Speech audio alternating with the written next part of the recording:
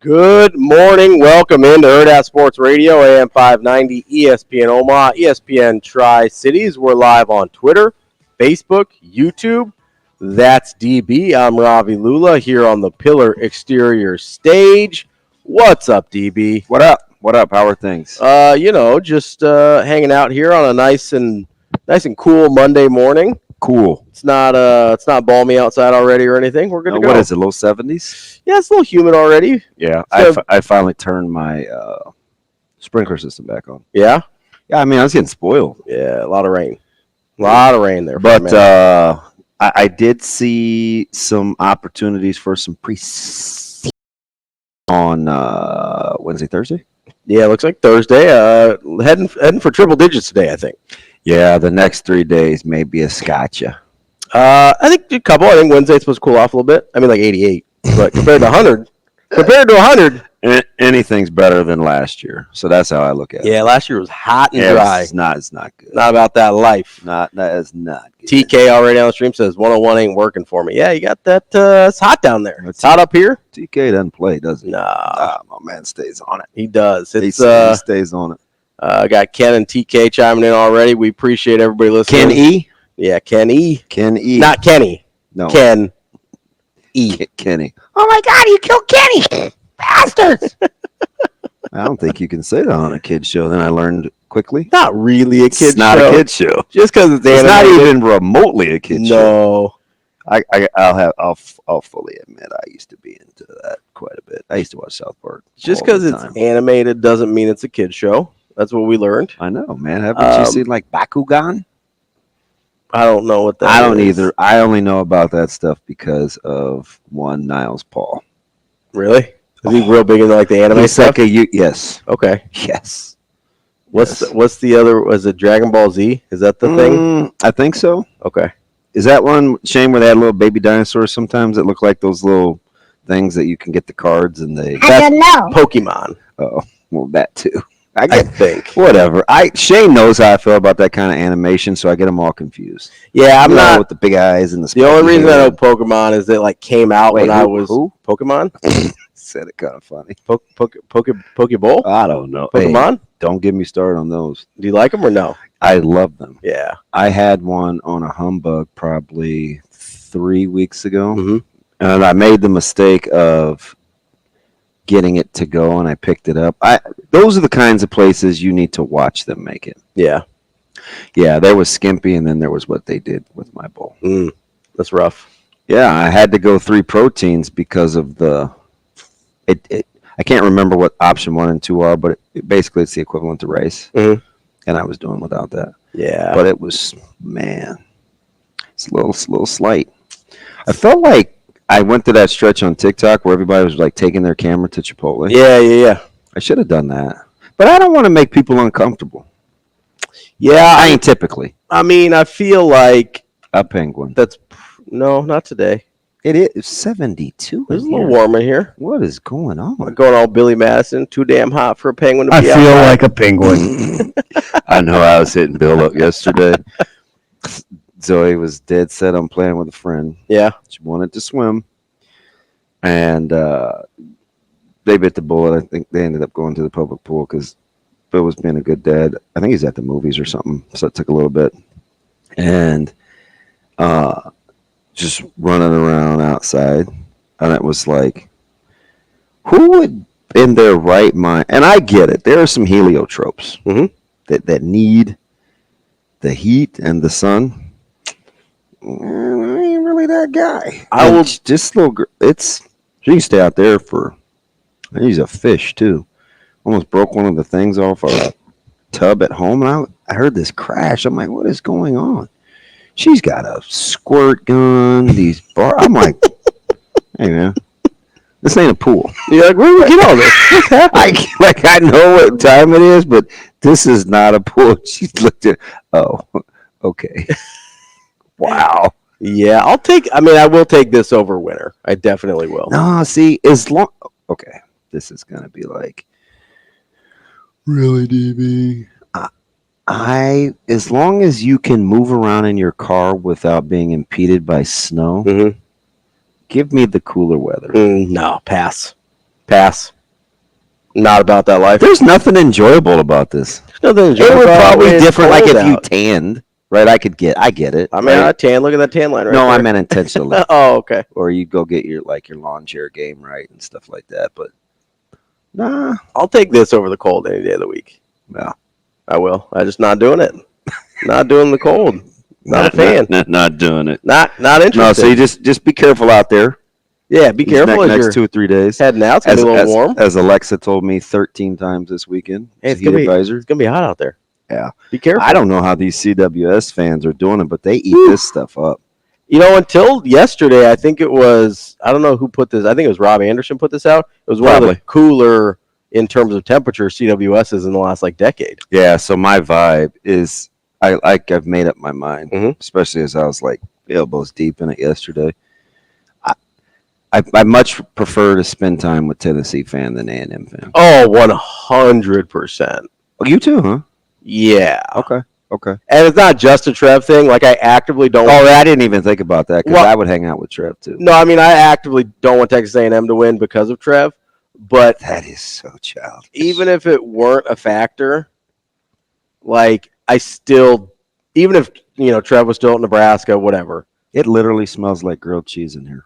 I would still root for Tennessee over Texas A&M. The fans are just better. Just a little more better, worse, because A&M has some fantastic, they get it in. Yeah, no, they're loyal and they're aggressive. They get it in, and they're all over the place. Yeah. I mean, you stop at a gas station, go get a loaf of bread, you're going to see A&M fan. But for me, I just think Tennessee is way more relatable. Yeah. Just a little more, probably I guess I'm going to keep it safe and go with relatable.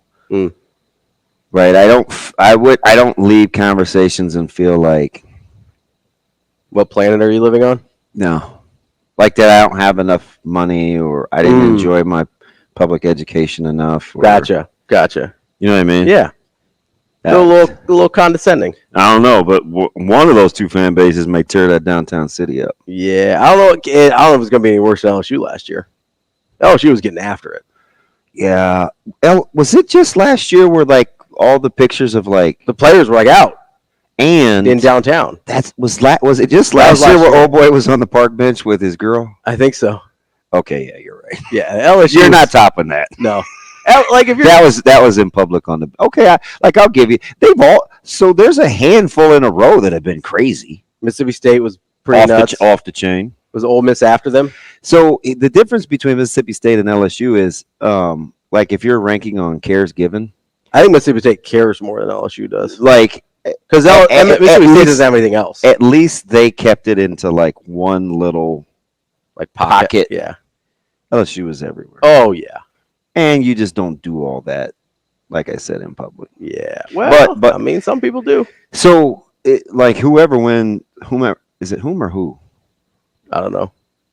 We're not in Great Britain, so most people just go who in every circumstance, even when it's wrong. I know, but I feel like I should say it correctly. Regardless of which team wins, so there are going to be some businesses down there that better be stocked because the attendance has been fantastic, 100%, and the fan bases have been fantastic. They've been represented well. I wonder what kind of some fan bases have a particular drink of choice. Mm-hmm. Tennessee seems like they would be more whiskey, right? Because of that part of the Tennessee whiskey. Yeah, and beer. I don't know what A&Mers would drink. What? I'm totally generalizing. Yeah, just the whole broad brush thing. They strike me. I mean, they don't strike me as a clear liquor crowd. But who would that be? Virginia? Ooh, Virginia might be a. Do I strike you as a clear liquor crowd guy? I don't know, but we both are. Yeah, 100%. I mean, I don't know. You are pretty close to most of your tequila comes from Mexico. You're pretty close to Mexico down at A&M. That could be a tequila town. I don't know. Local access to some good tequila. I don't know. That's fine. I'm trying to put two and two together here. Oh shoot! But you can't really tell a book by its cover because A&M. Remember my old boss, Tepper? Yeah. Tepper seemed pretty chill, right? Like, Yeah. just a regular down. That was actually probably his greatest strength. Yeah. Right? Is he Like could really relate. keeled. Yeah. Yeah. I would never have guessed that dude for a beer snob. And I would. And he's 100% a beer I would snob. have. He kind of gets, so he lives in Colorado now, right? Yeah. So he kind of gives the like, not like hipster almost, like, and those people are all beer snobs for the most part. Like they love a good IPA or, you know, I'd never seen a beer ranking app. double hazy IPA or whatever it is. No, I'm not doing any of that. we had Yingling delivered, and everybody. This was back when they were like getting it in St. Louis or whatever, and it was as close to us as it was going to be. And he looked at me just deadpan, straight face. We're talking Yingling, right? Mm-hmm. It's like, yeah, you know, it's be cool. It's a pretty good tailgating beer. What? What? Like people that I know are like grabbing Busch Lights and Bud Lights. Yingling's a good tailgating beer. What's that? That let me know right what we were dealing with. Yeah. No, there's a lot of the hipster crowd that's very beer snobby. Yeah. Yeah, that's and I would he's not quite a hipster, but he's got kind of like the outdoorsy vibe, you know. He's like right on the borderline there. So didn't we get him from Houston though, Shane? Wasn't he coming from Houston? Yeah, originally. Because he was down in Houston, I think, when he came up to Omaha. Yeah. But he's kind of had that vibe, you know. Like I'm gonna go on a hike and have an IPA. Yeah, I could definitely see. You know what I mean? Yeah. Big dog guy too. I like him. Yeah, he explained to me. Actually, Shane did what IPA stood for. That's so far. India Pale Ale. Yeah, this was so long ago. You know why? It's because they had to put a bunch of preservatives in it to make the trip from England to India. And so it was made in England. It wasn't made in India. It was made in England. Then they put a bunch of. I almost said something smart. I'm glad I didn't. It's too early. It is. It's too early in the day. And it is Monday, so I got to kind of get a feel for where we're headed. But no, it was So they made it differently to survive the trip. He said it's too early. I mean, you know, it's never really too early. I almost shot my shot early. What were you gonna say? Like I wasn't made in India either? Or no, not gonna get me. Not today, not yet. Nope. I mean, I usually do get you, so it's all right. Not gonna get me. Coming up at 8:00, we're gonna talk to Sam McKewon of the Omaha World-Herald. At 9, we've got a very special guest, Baylor Scheierman. It's draft week. It is draft week. He's been kind enough to join us on draft week. He's been kind enough. He's been letting our crew follow him around for the last few weeks. I have a question. Yeah. They were still handing out invites because a couple guys gave theirs declined. Mm-hmm. This was going into Friday. If you don't have a green room invite, by when are you not going? Because I think Ware's got his last Monday. So for me, this is a tricky one for me. And at 9:45, we'll Kyle Peterson and talk college baseball. This is a tricky one for me because I'm bougie. So, like, I would love doing the suited and booted and, like, going to the thing and, like, having the whole, like, would love that. Mm-hmm. Right up my alley. I also don't want to sit in a green room for 3 hours if I don't know, like, I'm going relatively How early. are they going to pull off having 2 days of because, the second round's on TV the next day. Like, are we tuning in for that? I mean, I don't know. People watch the third day of the NFL draft. That's a horrible analogy. It's the only analogy we have. Those guys typically make the team and they play. I understand that. And although third day you're starting to get to something. The NFL is by far the most popular sport. I understand that. It's the only analogy it's the only similar situation we have. A televised draft over multiple days. What would you like me to compare that to? I don't know. I'm going to ease into Monday. I'm not saying there's a lot of people. But because it's the, air quotes, only analogy, doesn't necessarily make it a good one. Well, it's the best one we've got, right? All right. Like, lighten up! It's the best one we've got. I felt one of those coming. We're going to be all right. We might. I don't know, Doc. I don't know. No, listen, there's probably, I understand there's a dramatically smaller audience for it, but I mean, is it any different than the audience fall off from hour 1 or whatever to hour 2 in if you're doing it on the same day.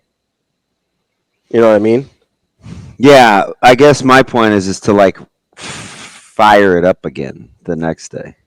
I don't know. I feel like you're more likely to get You're more likely to have hanger honors on one day than you are maybe appointment the next day. Yeah, I don't know about appointment. It's just like what else is on? Like it's end of June, which would be Friday, right? Yeah, so that'll be the 28th, right? So you've got College World Series is over, NHL will be over by that point. NBA's been over. Like all you've got is baseball. So if you don't watch baseball and you care about something sports related, what else are you gonna watch? We are talking baseball. Shane, did I kick myself out of the stream? Yes, you did. Awesome. Way to go, man. Come on. Awesome. Come on, man. I was shooting for it. Well, after what you did to me on Friday, I shouldn't. What I do to you on Friday? I didn't even want to get back on camera again. I just came. This is a long. What I do on Friday? Was it Friday? I don't know. That show seemed like I was spent. I might have been the only person that didn't do anything to you on Friday. So here we go. Again. DB, how's 7-on-7? 7-on-7 was good. It was all right. That's the first one of those I've been to. 7-on-7 was good. I enjoy the tournament. Yeah, it's Sauter and the Battle people did a great job. Yeah, poor Sauter. Man, they did it. I will say the thing that I am most impressed with is how on schedule they stayed. Yeah. That's unbelievable. So that's the thing, right? Yeah. That clock is crisp. Yes. And there's no dilly-dallying, there's no lag time. It's just boom, the thing's over. Like they were able to give the last games a 5-minute breather because they were ahead of schedule. Were you hot? It was warm, but I was okay. It didn't seem as bad as I thought. It was pretty windy, which helped a lot. Yeah. I really didn't think it was bad. I mean, it was, would I've taken it like 10 degrees cooler? Sure, but I didn't think it was bad at all. Yeah, it was far from. I wasn't like uncomfortable even. Yeah. It was pretty solid. And I was wearing like pants too. I wasn't even wearing shorts. Yeah, I was probably, and I can't even remember what I had on, a hood and sleeves, I'm sure. Yeah, I did. I did. Yeah, you're wearing the same thing you always wear, basically. Yeah. Long sleeves and shorts. Somebody was making fun of me. Was it Franzen? Somebody. And I was like, yeah, I'll dress the exact same in November. Just easier that way. Yeah, pretty much. It's like my house. Sometimes it's on the same temp all year. Sometimes you switch to long pants. That's about it. Yeah. That's only because my coach makes me. It's the only variable. Yeah, it was an interesting experience. It kind of is what you expect it to be in terms of the type of football and stuff. But there's some good players out there. Yeah, Shane, I think I may have deleted you. You may have to send me that link again, babe. Oh, come on, Shane. I don't know why I did and that's totally on me. Sasha's probably like, this idiot. Get in the goddamn stream. No, there's some good players out there though. I was glad I got out there to watch some of the guys. Is there a group that you're anxious to see? That I was anxious to see, or that like you think? In the fall. For me, that would be Central. Yeah, Central was. They're obviously a talented group. They got a bunch of offers in their younger classes. Just really, if they can keep that same competitive energy, it could serve them well. So here's the thing, and I think this is why Vers doesn't love 7-on-7 and stuff like that. I'm not going to want split cash. It's really everybody thought it was so funny. It's really everybody. I have to just I think it's important to remind yourself, and I think this is where people get carried away sometimes. Is like I have no idea what Central's line play is going to be like. Yeah, that's going to be a huge factor. Same thing like Millard South. Like they lost a bunch of guys up front. That's going to be a big factor. Hey, how do you like their size when they go like 2x2 and 3x1? They've got a lot of good size. You're gonna have to go get it. Yeah, they got a lot of big dudes out there. Yeah. And Lofton wasn't even out there, I don't think. Tamala's bigger than he gets credit for, isn't he? Yeah, He's a long, he's tall drinker of water. He's got to be at least 6'3"? No, he's over that. I'll say maybe taller. I don't know. I hate to say that so emphatically, but yeah, he's. My guess was 6'3", 6'4", somewhere in there. Yeah, like he's a big kid. Yeah. Really long limbs. Yep. Really long limbs. I was impressed. He threw the ball well. So when people ask me about him, I think it's important because the the two things that I care about, because this is kind of what I'm hearing. He's just going to be a junior, right? Yeah. Yeah. This is kind of what I'm hearing. It's like, well, people talk about his arm talent. I'm like, listen, first of all, bring him in up close. Like, just either go work him out or bring him into camp. Bring him in. Yeah. Okay. Second of all, like the two most important things I think for a quarterback are their football acumen and your ability to kind of, I don't know what you want to call it, but it's your anticipation. Yeah. So if you have those two things, you can always get stronger. Well, and you can always get stronger. And he's so stinking thin.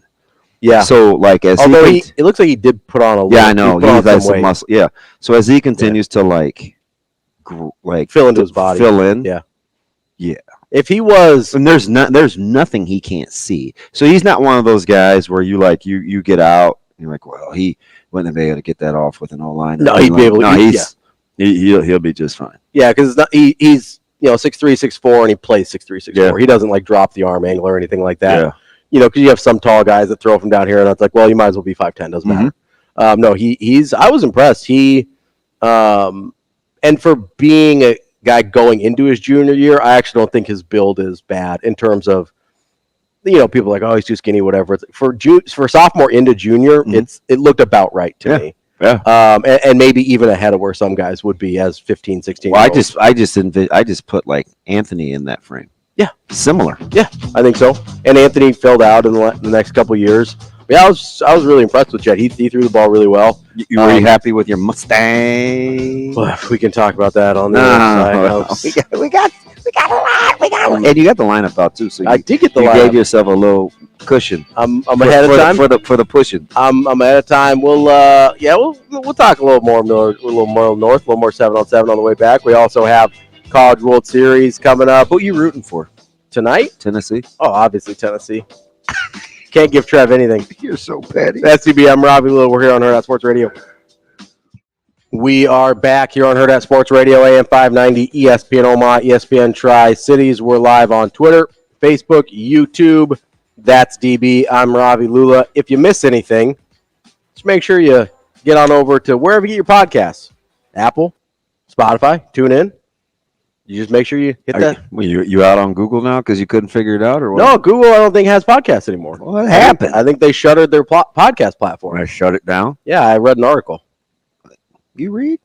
And when I remember how. My buddy Jordan said he may be the only person in Omaha cheering for A&M. That may be right because I haven't heard anybody else say that. So I will say, and this is not a fair representation of the A&M fan base, I do think the early issue with the A&M fans and the Florida taunting situation really put a sour taste in a lot of people's mouth that didn't have. Oh yeah, and that was which was crazy because one bad apple. Yeah, two, but yeah, spoiled basically the bunch. Yeah, 100%. And like I said, is that really a thing scientifically, Shane? I don't know. I don't. If you put so. I dropped a Honeycrisp yesterday and it was bruised. But we only had 3, so I didn't put it up there. I threw away, and I felt terrible because I hate wasting food. Yeah. I tossed it. I think it depends on what's wrong with the apple. Like if there's a worm in it, yeah, I'll get all the other apples. If it's a bruise, I don't think bruises are transferable. What? Worm just makes its way around? Yeah, worms gotta eat, bud. Huh. How many apples could one worm eat, man? They're little. I don't know, man. They stay hungry. Yeah, I don't know, but I got to see that. I'm hungry. We need that thing where they slow down the camera to watch the whole process. He's like Tyreek in Fast and Furious, Too Fast, Too Furious. I'm hungry. I just told you last week, I'm probably one of the few people that's never sat through any of those. Yeah, I have no idea what you're talking about. Probably. But I have seen Pitch Black and Chronicles of Riddick. Shane knows what I'm talking about. Shane knows nothing. Shane knows what I'm talking. He's a big Tokyo Drift guy. Yeah, but I don't really like the second one though. That's because it doesn't have Vinny Diesel. I've only seen the second one once, and I didn't really like it. What, he took a movie thing off? Yeah, so he wasn't in the sequel. That pastry is wearing me out. And then he was only in the very end of Tokyo Drift. And then they're back at 4. They got the crew back together. Okay. And then at 7, Paul Walker died. So, Tokyo Drift is supposed to be a precursor to the first one, so it makes sense that he's only in the The timeline on those movies is all goofy. Yeah. They like jump all over the place. It's nutty. You don't hate on Star Wars for that reason. No, like that's. I think they were more clear about when those take place. At least if you're paying attention. Well, the only reason why they did that was because in the third one there was Han, and everybody liked that character, and they wanted to bring the character back, and the only way they could do it was to make that a prequel, or they make that a prequel, because otherwise he dies. Yeah. Spoiler. Wait. Huh? No, I thought I saw that he got into it. That he got into it with his. Is that his son? No, it was like a. Shane, who's the guy that knocked him off the little thing? He stabbed him. Oh, we're talking about. There's two Hans. There's a Han in Star Wars, and there's a Han in Fast and Furious. No, I'm talking about Solo. Yeah, no, he got knifed by his kid. Yeah. Okay. Yeah, Kylo Ren. Kylo Ren. Yeah, Kylo Ren. He got Kyler Reed. No, he's short. Kyler Reed's shorter than Adam Driver. Adam Driver's tall. Shane, what college football team did Kyler Reed play for? There's two right answers. It's only one that matters if you're. Yeah, but there's two right answers. You're an idiot. The University of I don't know. Is that where you got your degree, Shane? The University, I don't know. Our Kyler Reed, the K Speed on social media is played at Nebraska. He was one of those guys that everybody loved, like I loved. I thought he was going to be. Yeah. I thought he was going to be sensational. Then I think I blamed me not being right about his production on the staff and not my own evaluation. I blamed it on Taylor Martinez not being able to throw the football. And then he was like dinking around in the league. Well, yeah. I was like, I know this guy is good. People always thought He's really coaching highly now of too, him. by the way. Where's he coaching at? He might be in high school. You're going to have to do that thing again with It Shut My Hole. The Twitters? Yeah. Okay. He made like the preseason Mackey list, I think, one year. Yeah. Like he's everything you wanted. He was really well thought of, and physically, I don't think the system or the quarterback probably did him any favors, but I mean, obviously he was talented. Kick around the league for a little bit. We get bored in July. We'll have a where we were right and where we were wrong. Because I have some classics. Yeah. Just Nebraska football specific or in general? Because you go wild. No, I don't want you to dominate the show, so let's just keep it to. We'll just keep it to Nebraska. You're right. I'm right a lot. Just keep it to Nebraska. No, I've got a couple doozy draft evals, but that's okay. Oh yeah, yeah. I've got guys coming out of college. Yeah, I have a particular my really really bad one was Blaine Gabbert over Cam Newton. I thought he was better. Oh, that's okay. I mean, it aged really badly. In the moment, I don't think it was a crazy take, but it aged obviously really, really poorly. Gosh, you know who I'm hoping that is? Who? McCarthy. Yeah. For his own sake. Yeah. I mean, I just want Minnesota to be okay with Jefferson getting that kind of payday. Yeah. And deep down, you want the real secret. Why? I low-key cheer for Sam Darnold. Really? Yeah. Why? SC. Oh, okay. That's weird, but and everybody's hated on him, right? And some of it he's earned. Yeah. But I would like to just see him have, a competent coach, good offensive mind. Which it did last year. He just wasn't going to play over Purdy. Yeah. I mean, Which, by the way, can you move on Ayuk so we can all get along? I don't even recognize what we're doing. I have no idea. Well, it's not like I'm tickled about our training camp because now it's this. Is field starting inevitable? I was like, oh, Lord. Probably. Tomlin tried to nip that in the bud in April, and so did Russell. He wanted to move him to tight end. I'm glad you find humor in that. Wilson's like, no, we should get him on the field, just not a quarterback. Yeah, so I blew the Kyler Reed thing. I totally wasn't my worst. There were a couple of guys during that era that I completely whiffed on. Now some it's not my fault because I didn't know they were going to lose their mind. Like Jared Offalava's one. Yeah. I watched that guy's tape and I was like, he's going to be incredible. I also do feel like there were a lot of guys that Bo's staff would they get in the doghouse and could never get out. Yeah. And I think that was probably one of the biggest like downfalls of that staff is they like could not get their most talented guys on the field. Yeah. Well, that was one of that stretch was one of the main reasons why I would talk about coaches play the guys that they trust, not the best the best players. Yeah. And because that trust is part of it. It is, but I also feel like we often put that moniker that coaches play the guys they trust. We put a lot of that on the players. And part of it is, but coaches also have to give players opportunities to earn that trust. Mm-hmm. And they have to put them in positions to succeed so they can earn that trust. Right. And I don't know that Bo's staff was great at either of those two things. Yeah, there's a high degree, especially the way sometimes that you develop can help or hurt that process. Like if you're a top end guy or you only rep certain guys during practice, it's hard to get out of that. Yeah. But if you look at everyone in its totality, then it's like, I see where this may work. It was funny because one of the things that Coach Rule said about Gramstad was he didn't talk much about his physical talents. What did he talk about? It's just his presence. Yeah, all the other stuff. All the other stuff. And I'm big on that. Like especially at quarterback. Especially at quarterback.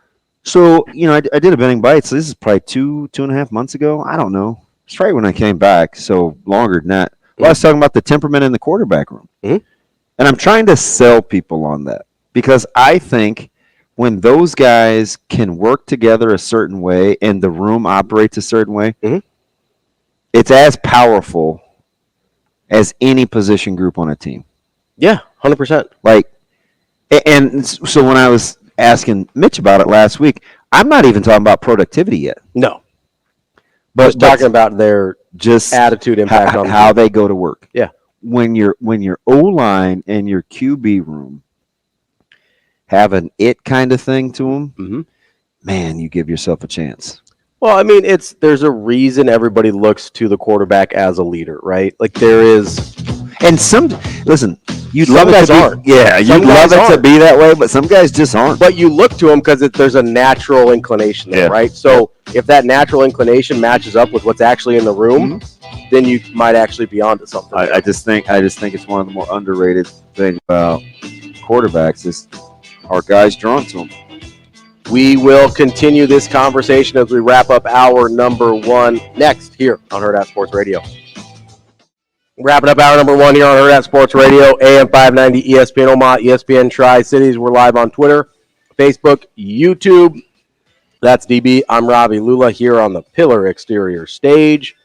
And what's up? I'm laughing at your biggest advocate, Who? Tony. He's like, hey. Tony's my guy. I don't even know Tony, but he's got my back. I think Tony sometimes thinks I bully you, which I have never really understood. You're super mean to me. Yeah. I mean, I just have all these outlandish takes. Why are you always bullying me? And he's like, I'm so nice to this you. is actually kind of funny because I have a good sense of his personality. He's like, hey, Copa America's on. And I had asked you to change the channel anyway, right? But there are no games on. Matches on. They're not in Euros. Not in your. Yeah. I didn't check Copa because I assumed Copa would run later. So I think 11 maybe might be the first. But anyway, well, not till 5 today. They're late today. Oh yeah, because we're getting later. Yeah. So I go, and he goes, hey, it's a lot more drama than the second day of the NBA draft. And I just laughed. I was like, yeah, good point. Well, I mean, listen. Those guys are going to be all two ways. The biggest drama is going to be who's going to make trades because the draft is so sorry. Yeah. Or how do you say Richere? You know what I want? Don't do that. Don't do that. Don't do that. Don't do that. Get out of my head. I'm just talking about. I'm just trying to be able to hear you in my headphones. No, right we're better now, right? No, not at all. Do you like how Coach Sikora was making fun of my voice? I can't hear. Yes, that was funny. Can you they pick? Shane, is he coming through the mic? I can hear you just fine. No, are you? I can't hear you. No, I can hear you. That's your own fault. What's the matter? You got stuff in your ears? No, I don't. I don't know what's going on here. Do you see how scary close this is? Yeah, no, it's not the mic thing for you. I think there's something happening here. It's terrifying. Something's happening here. It is absolutely terrifying. Yeah, no, I like it when other people make fun of you because I never get to. So no. No, never. I'm just so kind-hearted, and just a regular nice guy. And I've got such a gentle spirit that I feel like real patient guy. Yeah, super duper patient. That's why I get along with kids so well. It just never any like super strong opinions. Yeah, I'm not snarky or sarcastic at all. Like I'm just here to get along to try to make everybody's. That's why I hope your Niners crash and burn. That's rude. No. I tried to give you a little. That's unkind for your Red Sox, and you like made it seem like they should be winning the pennant. No, I would like them to be better than they are. Well, wouldn't we all? Well, yeah, I think there's definitely something. Yeah, I don't think you're coming through. Now I can't hear him. And the clutch, like coming through in a pinch, or yeah, I mean David Ortiz, Hey, so. Nah, never. Maybe a little more Reggie Jackson. Yeah. Did you see Bonds have to adjust his sunglasses trying to understand Ortiz's line of questioning? I thought it made me uncomfortable. Yeah. But Bonds didn't mean anything by No, he was, yeah. He just, the questions had depth. Yeah. So I think Bonds wanted to. He was trying to make an honest effort. And you could see Bonds' brow kind of furrow up. Yeah, he was trying to follow it, and he just was having a hard time. For some reason on my TikTok yesterday, I was getting Bonds versus Gooden in 86. Do you know what Bonds' first number Bonds were? 7. Well done. Yeah. That's okay. You might have just gone from that's pretty good. I spend that's really good. So I have I told you're you not an old head. Why are you standing next to me, little dude? I think he's switching out your mic because I think something happened with your mic. It's always my mic. Do we want to just give him this headset that's sitting right here? Hey, why is it a me thing? Here, let's try this one. Why don't we switch these out, DB? Okay. We're having some technical issues, so I wouldn't worry about it. That's okay. Do you just want me to put these on? Yeah. Hey, Shane, is this thing on? It will be in a second. Okay, I'm gonna wait for you to shuffle on back to your little birdhouse. I'm a big Bonds nerd though. Yeah, 7. That is, but it was not good in '86. Yeah, go ahead and switch it out. Yeah, I have this. Are we back? Oh, that's better. I can already tell. Oh, that's great. Hey, I can hear you. DB's back. Yeah, guess who's back? Stream. No, but let me know if that sounds better in the stream, guys. I loved Gooden's leg kick. Yeah. And how he reminded me of Tiger Woods on a follow through in 2001. Okay. How his right leg could sustain that kind of bend and drive. Torque. It was incredible. You know what a leg kick that I was very fond of? No, I mean the right leg. Yeah, no. Like the push off. Yes. Yeah. But you know what a left leg kick that I always enjoyed, even though it was kind of dumb? This ought to be good. Bronson Arroyo. Wow. I thought Arroyo, I don't know if it was the hair and the tats, but I thought Arroyo was going to be tough. I mean, he had a nice run. When he went to Cincy after the Red Sox, he had a really good run. Baseball hair is a real thing. Oh. You see these kids running around at the 100%. Schwab and stuff? Yeah. With the flat bill. Everybody has long hair. Yeah. The mullet has come back hard in baseball. I can't see what's going on with the sides, but I just know that there's a lot going on. It looks like a mullet, like the way a lot of guys wear it. It looks like a mullet under the hat. And I'm so petty and worried about hygiene. I'm like, man, I wonder how much shampoo you guys run through. Oh yeah, I've got. Or do you think do kids shampoo their hair like they Probably should? Occasionally. I have 2 barometers left at home, and I know one is 6, and she washes her. She came back from the pool yesterday. You like me here? My girl, it's 4:00 on a Sunday. Chill. You just woke up. I go through aggressively more shampoo now that my hair is long than I did when it was shorter. Yeah. So that's my only barometer. It's all right. I wash my scalp too. It's all good. me and my long hair. No big deal. No big deal. No, it's yeah. I'm a huge Bond. I was actually, the reason I knew 7 was because I was on his baseball reference page the other day. Because just on a humbug. Yeah, kind of. He was incredible. Sometimes I just kind of stare at the numbers and I see stuff that I haven't ever seen before. like that I just haven't picked up on before. You know, I'll do the same thing with. I think it started because somebody asked me about Griffey. Oh, my buddy Jake. I was talking to Jake yesterday, and Do I know Jake? I don't think so. I've talked about Jake, but I don't know if you met him. What's up, Jake? He's my buddy. That's the Carolina University coach. Oh, nice. He's the one I get all the gear from. So not the old show like Jake and the Fat Man? No. Did you ever used to watch that show? No. That might have been pre It you. might have been a little before my time. Okay, go ahead. But we were talking about Griffey, and God, I hate my voice. we were. Thing freaking sucks. Because he had this. He's a little younger than me, Mhm. and so he had this perception of Griffey almost like a Penny Hardaway, like in his head because of the injuries, and he didn't realize how good his his cumulative totals ended up. Right, like 630 home runs. Like he ended up with really good numbers, but there was this what if with Griffey's career that, and I was like, yeah, it's because like if he misses most of 4 seasons in his prime, and people are like, yeah, he really good chance of breaking the home run record if he doesn't have those, right? That's why he's talked about that way. It's not because he still doesn't have a great career. And he's like, yeah, well, I wasn't like in it. So he was thinking about Penny. So we were comparing Griffey. If he just hits 30 home runs a year, Yeah, easy. of those 4 years, it's over. Yeah. I mean, especially when you look at the numbers, because 30 would have been a bad year in that stretch. It would have been an aggressively That's why I said only. downturn for him, which is kind of crazy to think about. But so then we were comparing Bonds and Griffey, and so I'm on Bonds's baseball reference page, and I get kind of down rabbit hole sometimes with those things.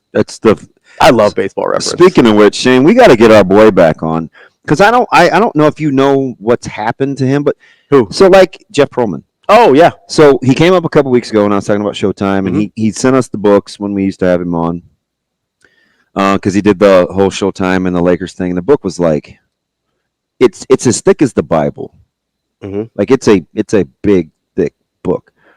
But I follow him on TikTok, and he has he this does these like stories. Right? Yeah, it's great. But they're almost never positive. Yeah. Right, and people kind of like clap back at him. They're super interesting, though. Like this thing about Frank Thomas or Galarraga or whatever, and I'm like, well, I didn't hear the Colorado one. Did he fall out of favor with like the national media? Like, did he go rogue maybe. or like what? Like I gotta get into the behind the Jeff Pearlman because he's fascinating. Did he get laid off? I don't know, but I think he's fascinating. He is fascinating. I'm just wondering if he's not covering a beat anymore. Now he feels comfortable because he went down. He tells a lot of Bond stories. Yeah, like covering guys in the clubhouse and who's crazy, who's not, and people told the story of him getting booted at Arizona. ASU. Yeah, people find Bonds pretty unlikable, and that's fine. Did you catch his Frank Thomas story? Yeah. Just everybody hated Frank Thomas, and he was like super selfish and wouldn't. Okay, so I didn't know anything about Frank Thomas. Yeah, I just go by like what I see. Yeah, and this is like pre-Nugenics. This is when he was on set. Oh yeah, for Fox. And I'm like, he seems unlikable. Yeah, but I know nothing, so I'm always afraid to like, because there are some people that nobody likes. That like universally, or that I'm like, oh man, they're good to me. That's man. how like, I feel about Bonds. I'm just like, not that he's good to me, but like I see Bonds, and I usually try to save that for. I'm like, because I always want to judge people how they treat me. Yeah, right. Like, I mean, I have some running mates where it's like, I don't like that guy. I'm like, dude, he's awesome. Like, yeah, don't let that fool you, right? That's just. But that Thomas thing, and he was telling those stories. Like, if you're not TikTok people, I get it, right? I sent one to my coach over a drill the other day, and he's like, I'm not giving China my secrets. That was his response.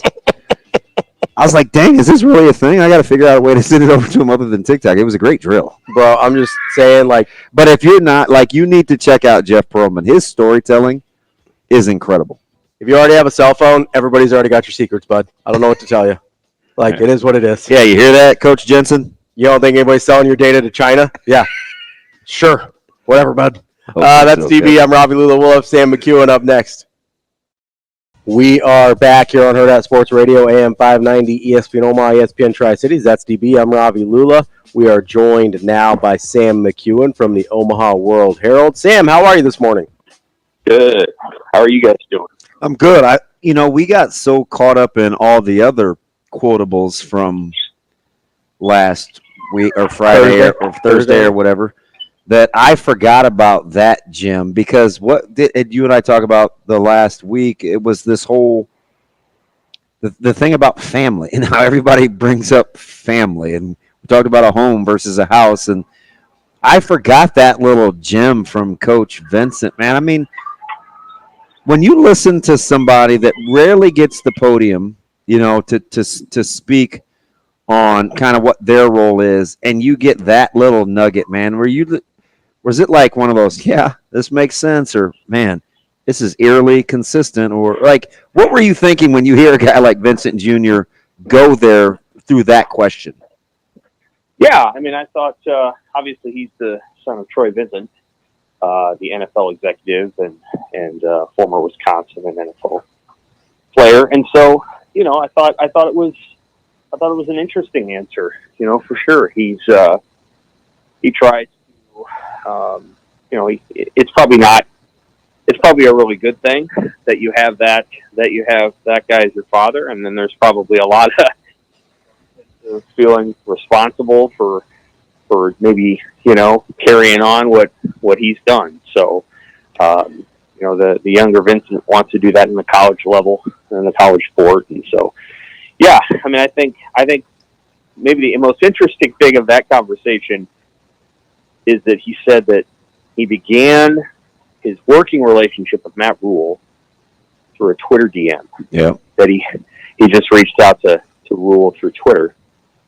And what I will tell you is that, Rule is probably the most, I don't know how you want to put this, like, he's just the most connected coach that Nebraska has and has ever had as it relates to being reachable through various means, including social media. Like, Rule's a couple years older than me. I don't know what he is, 48, 49. 9, but, yeah. Yeah. But, he's very much a young guy at heart when it comes to that aspect of it. And I know he turns off social media during the year and all the rest, but he's pretty reachable.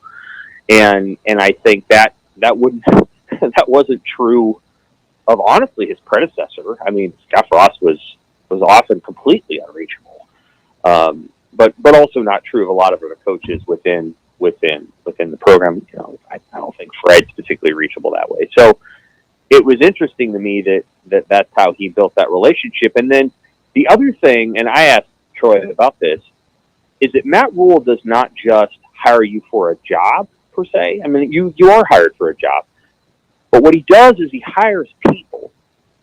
And he hires, he hires personalities and skill sets, and then he will deploy you as a person into specific situations that may be outside of your job description. Yeah. Because he's more of a, hey, I'm going to hire these kinds of folks that are wired this way, and then they're going to help in a variety of situations.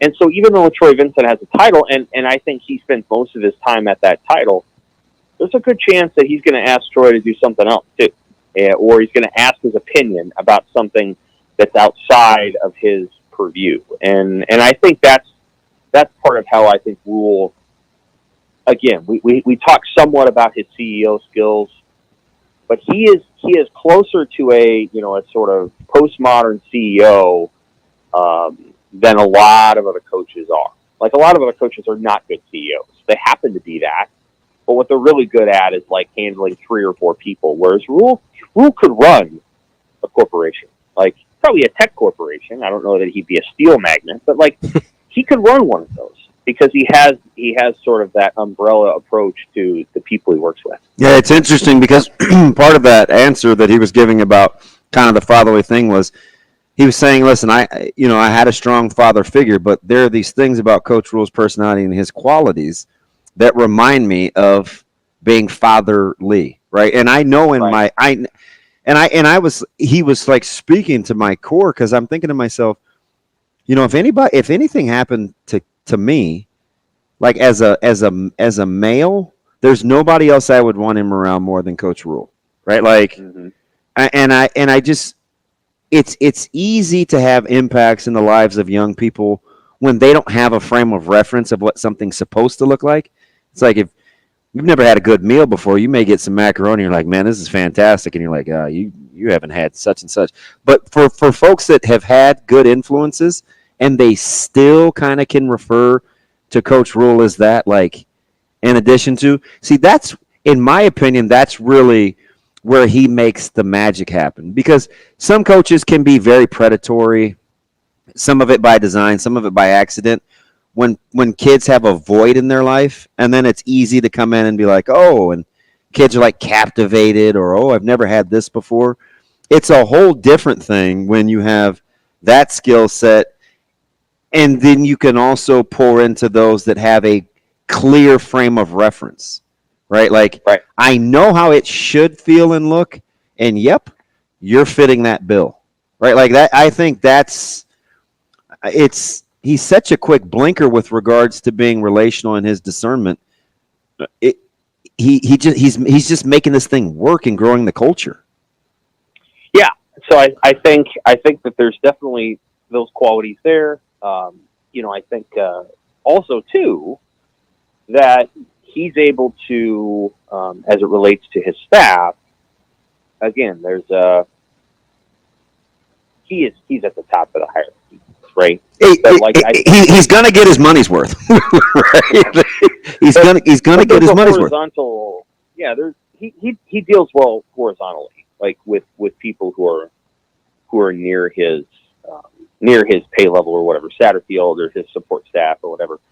He does a pretty good job of again operating that overarching umbrella. Now, again, you got to win games, and a lot of that comes down to the players. And so, so many things that they have done kind of tee themselves up for success.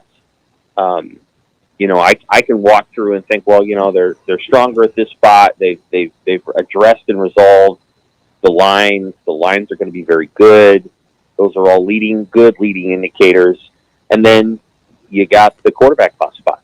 Mm-hmm. And that's the spot where, you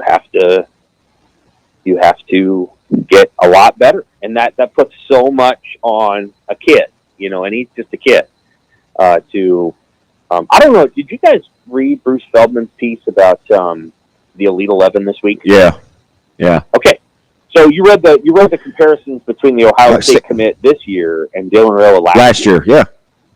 That was interesting because what the guy said is he's like, well, I don't know if he's quite as like, I don't know what the right word was, talented as Dylan Raiola, but he's more polished because, and according to this quote, it's like Dylan is a grown man who had spent many hours watching Patrick Mahomes, and it's like he would just sort of sling it around like a middle infielder, and I'm like, yeah, that's a pretty darn good, that's a pretty darn good encapsulation of what you see when you watch Dylan. Like he has got unbelievable size and strength and all these other things, and it does look like he's watching Mahomes. So, I think that's probably a very good thing. But it was an interesting contrast, and we'll see what happens. This is why this season is so interesting because so many things have been set up by Rule and by the staff and by current returning players to be a really, really good season. Not just like 6-6, but they should be better than that. But the question becomes, can they get that execution out of a spot where you would be unwise to ask too much of Dylan Raiola. Like you can't just demand that he's an All-American. Like you have to be patient there. I'm telling you, I've been in Ravi. I always have these conversations about this very same thing. Whether he needs to be good, great, average. What do we need to surround himself with? Let's get better and special. Like my whole thing is because I get it, right? I just heard Caleb just the other day. He's like, Tad, this guy's ball placement is incredible. Like his touch, right? You always have to be aware of what's going on in these drills because he can put it there. And in my head, all I'm thinking of, we hang up the phone and the first thing I say to myself is, if we can just play catch, right? Like, right. Can you set your feet on 3rd and 5 and hit a swing route and put it on him where he can run after the catch and we're in business? Or it's 3rd and 7 and that ball's got to be on the sidelines and you step into it and you put it on him. Like the spectacular stuff, I don't have any I don't have any doubts because he is so talented, right? It's can we, and I'm not saying he can or can't, but that's all I want. I just want, because I think Nebraska, especially if the special teams gets more consistent, if 3rd and 6 doesn't seem daunting and they can play catch between the hashes, like that's really when you're going to be on to something, because it will just become part of what they expect to do. Right? Oh, they're going to make a play. 3rd and 7. Oh, we're good. Little stick route here, choice route. Just put it on him. Little option route. He's going to be open. Just hit him. Right? Just that's what I think. Just little like stuff like that. I think that's a great point. Yes. I mean, the point about is that you come to expect it, and that there's a momentum to executing on 3rd down is absolutely true. Like, it's infectious. I mean, did you ever think Michigan was getting off the field when it was like 3rd and 6 or less? It's like, oh, they're converting this.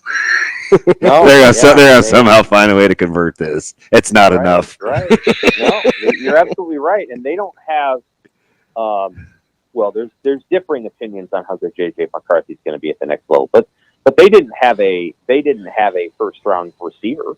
They didn't have Marvin Harrison or Garrett Wilson or Chris Olave. Like, Ohio State has players that are so good that it didn't really matter what the quarterback was doing. But there was a period of time where Ohio State had C.J. Stroud and Garrett Wilson and Chris Olave and Marvin Harrison. They're all on the field at the same time. Yeah, which is amazing, right? Like that's amazing football. And there was a moment in time where they had that on the Not field. to mention you have one of the best tight ends in the conference. But yeah, keep going. Right. So Michigan didn't have that. Michigan just had incredible execution and incredible confidence. And so, and Michigan was often in 3rd and 2 and 3rd and 3, but no, they did an incredible job. So the question becomes, how do you get that kind of play from Raiola, and do you feel like everything else is coming along? And they have the potential to have a really good season. I'm not predicting that, but I think there's a lot of people around here, because they really like Lulla, and they see what he's doing, that will be like, hey, they won 6. Be happy. And I'm just telling you, this team has the potential to be really good if they get the quarterback play. They have the potential to win 9 or 10 games. Now, if you ask ESPN FPI what they think, Nebraska might win only 6, because they think Colorado is going to be good, and the analytics say that Nebraska plays a lot of good teams that are right in that 30 or 40 range, and they got to find a way to beat them. But Nebraska could win 6. Nebraska could win 9 or 10. It's out there. It's possible. I'm not saying it's going to happen. But if Raiola is good, the ceiling is pretty high. We're talking with Sam McKewon from the Omaha World-Herald. All right, Sam, I'm going to give you some numbers from real-life true freshman starting quarterbacks, and you tell me if that was Raiola, what that means to you in terms of how good this team can be. Is this all things being equal? Same special teams from last year, same defense? Yeah, same special teams, same defense from last year. And I give you these numbers out of Dylan Raiola. What does this equate to in your head? This is a real guy in the last 10 years starting at quarterback as a true freshman.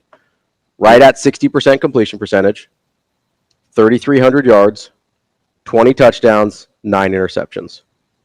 They'll win 10 games. That sounds like Adrian Martinez to me. It's a little high on passing yards for Adrian. 33's high? Yep. Yeah. It's not Adrian, because he was like 28 or 29. That's a true freshman? That's a true freshman. I don't know. Who is that? Hank Bachmeier or something? No, that's Josh Rosen at UCLA. Oh, yeah. Wow. And so, what was their record? They only won like 7 or 8 games, right? 2015 UCLA. Let me check. Wow. They were 8-5. That's yeah. And you know what? Because we saw them right after that in the bowl. Yeah. They were 8-5. Yep. Yeah. That's a deep cut. Well, I would not have guessed that. I would not have guessed that though. Yeah. UCLA's defense wasn't very good. But yes, if those numbers translate to the Big Ten, they're really, really, really good. Give them another one. Like that's a 10 win. That's a 10 win. Especially if especially if the defense is what it was last year, right? I mean, that's the big difference with Raiola versus some of these other guys that we've seen. Because at first blush, Sam, I'm not gushing over 20-9, but that's fine. I'll take 2-1. Yeah, it's a little. I mean, it's a little better than a lot of these guys. Okay, here's another one. Really good. This is a. Let's go. It's hard to find guys that actually played that much as true freshmen because it doesn't happen as often as we think. Here's a good one. Okay, I think you'll like this. 65% completion, 2,600 yards, but 24 touchdowns and only 4 interceptions. God, that's spectacular. 65%. You're once again in that 9 or 10 win range. That's who took that good a care of the ball as a freshman? You're gonna love this. Hold on, 6-1. Yeah, let me make sure. Let me find how good the team was real quick. They were really good. That is your college football national champion 2018 Clemson Tigers with Trevor Lawrence. 24-4. Yeah, true freshman. Huh. I'm surprised at how few yards that generated. Yeah, 2,600 yards seemed low. Huh. Well, he started some, and then he didn't start the whole year. Yeah, that's true. That's the other quarterback left like halfway through the season and went to. What was that guy's name? Oh shoot, the 4 turnovers. Kelly. Yes, you're right. And then Dabo wouldn't give him a championship ring. He went to Missouri. I can't remember his full name, but yeah. Hey, so there were only 4 quarterbacks in the Big Ten last year that had more than 20 touchdowns. Yeah, if you get to 20 touchdowns in the Big Ten, you're doing good. I mean, that's going to be a good number. But Sam, so part of this discussion is why I'm trying to get Ravi to come around to the good side. That if Nebraska just increases, I don't know, if they go from like a 4.5 to a 7 in special teams, monumentally what a difference that could make in Nebraska's season without needing to get great quarterback play. They could just get good quarterback play. Yeah, good would be fine. That's kind of what I think. I think good would be fine. Yeah, the challenge with special teams is there are elements that you really can't control as a coach, and that's basically that it's like a golfer's swing. Like you can't control it. You can do everything you want to do, but then the guy's got to go out there and he's got to hit the shot. Yeah, and I compare it to the whole tactical versus technical. Yeah, like are you going to go out and make kicks? The plan versus the execution. You have to go out and make a good swing. Yeah, like, there's just no other way to. There's no other way. Like you got to put you can put the club in the guy's hands and you can coach him all the way up it. But then Tristan Alvano's got to go out there and it's a 46-yard field goal on the right half. He can't pull a ball. He's had that already where he pulled it a little bit. And that's natural. But, Drew Brown at times had an issue in practice with a right hash kick because you can't just leave it out there and let it come back. So you can't draw it. You got to pull it a little bit. If you started outside the post, you got to draw it in. That's risky. So you kind of got to put it on a path. And sometimes you put it on a path and you pull it. So like he's got to get better at that. And then their punter, whoever their punter is, has to be really, really good all the time. Like the punting piece is a huge weapon. And if you get an elite punter, you get what Iowa did. Iowa won 10 games last year based on the strength of its defense and its punter. They had the worst offense that anyone has ever seen from a power conference team. And they won 10 games because of their defense and their punter. And so, like, you have to, and that's another thing where you hope you just recruit the right guys and they can come in. And maybe Sam Cook's son is that he's in our camp countdown, or he was in our honorable mentions, because there is a chance he comes in and he's great, and they'll just have to play him because it's not one of those like you got to earn your spurs thing. If you can come in and place a punt 49 yards downfield, 5 yards from the out of bounds marker, you're going to play because it's like going out on a course and scoring a score. So the punting piece is an area where Nebraska has not been great for a long time. It's since since Brett Maher left. They haven't been great there. And they were great there, great there for many years. And that's one area with, it's hard to replicate because how many Brett Mahers come along? Not very many. How many Alex Henrys come along? Not many. And they had 2 in a row, and they were a little spoiled. Sam, let me ask you this. If you had to choose between a punter like you're talking about, a guy that can do all those things, or a dynamic punt returner, which one are you taking? The punter. Because a punter can render a punt returner obsolete. You can kick a punt so well that it doesn't make any difference who the returner is. It could be Dion. It could be Johnny Rogers. There are punters so good today, and Torrey Taylor allowed some returns, just so we're clear, like 200 yards of returns or something like that. But there are punters who are so good today that they can take you out of the game. Like they're just the guy at Rutgers just takes you out of games, took you out of games because you couldn't return. Now there are good, yes, of course, there are great punt returners, but I think people would be hard pressed to name the best punt returner in college football last year, and maybe this is because the best punter was at Iowa, but I think more people could name the best punter in the country last year versus the best punt returner. And that wasn't true 25 years ago, but now it is, because the punters are so good. Sam, we appreciate... Who was the best punt returner? Branch from USC. Yeah. Okay. I'm on the Jet Award, so I'll give you the Jesus from TCU too.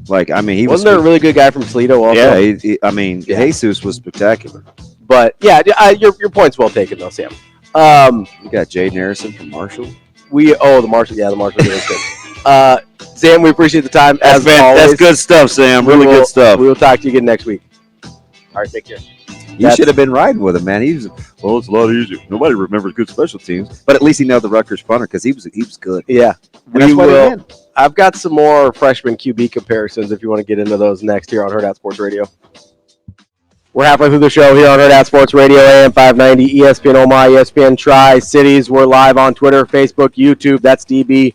I'm Ravi, Lulla, and we are here on the Pillar Exterior stage.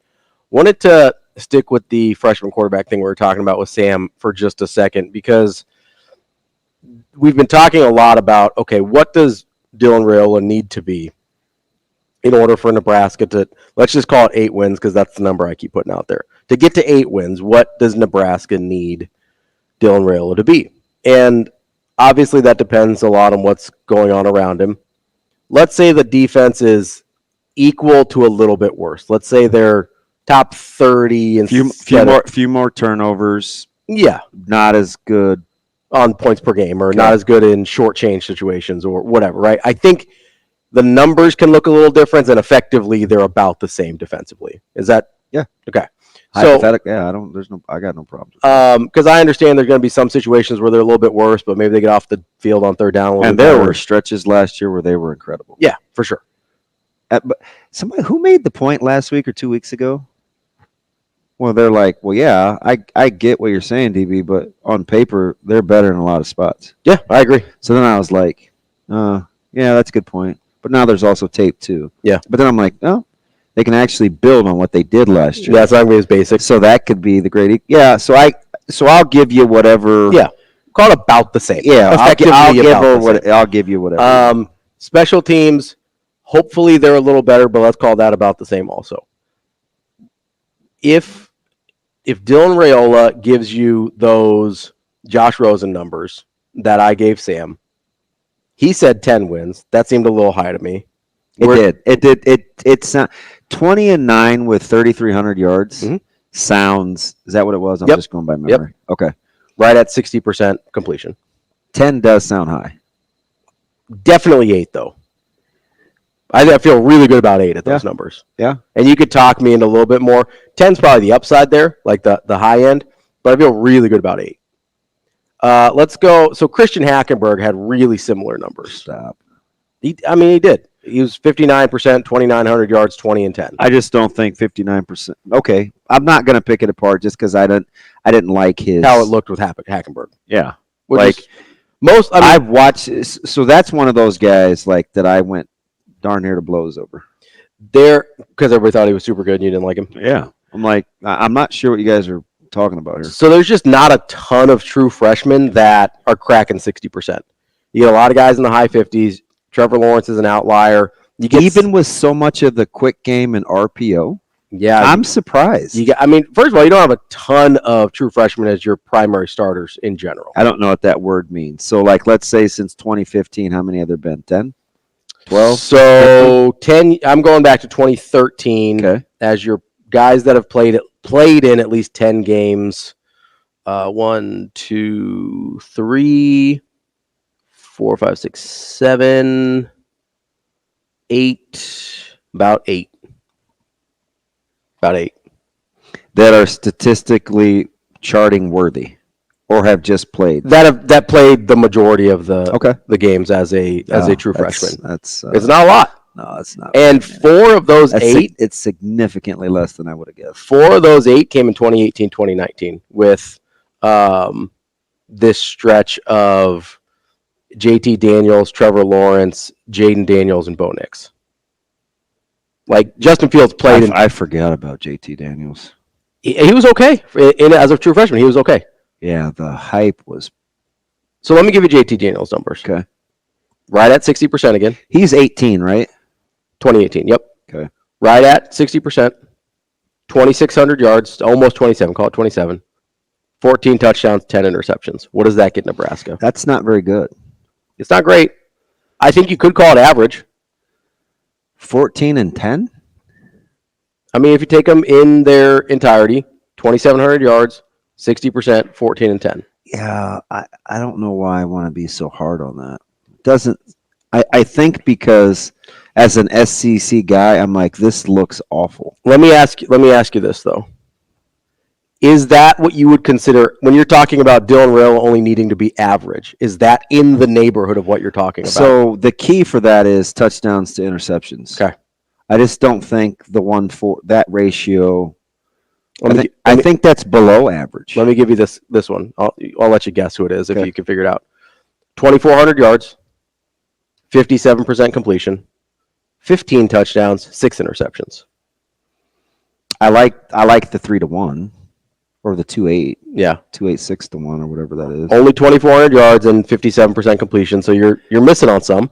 Okay, but do you know why the total yards doesn't bother me as much as you may think at first blush? Because maybe you're running the ball. Sure, that's possible. Do you want to know who that guy was? Yeah, give it to me. Bo Nix. Yeah, he was something else. I remember when he took the stage by storm as a freshman. Against Oregon? Yeah. Yep. And then it was the inability. What was his completion percentage? 57. Yeah. So that, okay. Yeah. Makes sense. Because in my head, I'm like, he just misses too many throws. Yeah. He just missed way too many throws. If that's Dylan Raiola this year, I don't know if this offense can function at 57%. Because, and we're in we're kind of in the weeds here, but it ultimately may matter.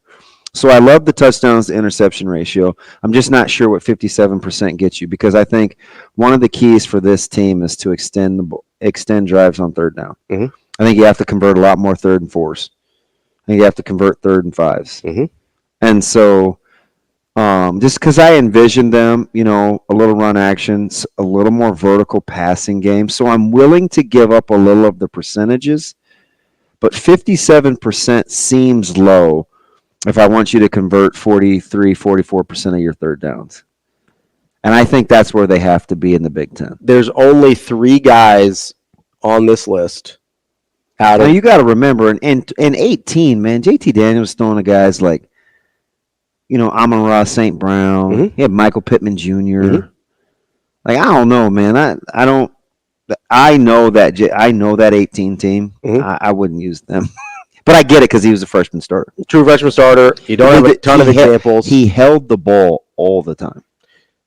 There's only 3 guys on this list that played significant playing time as true freshmen that are above 60% completion. Yeah.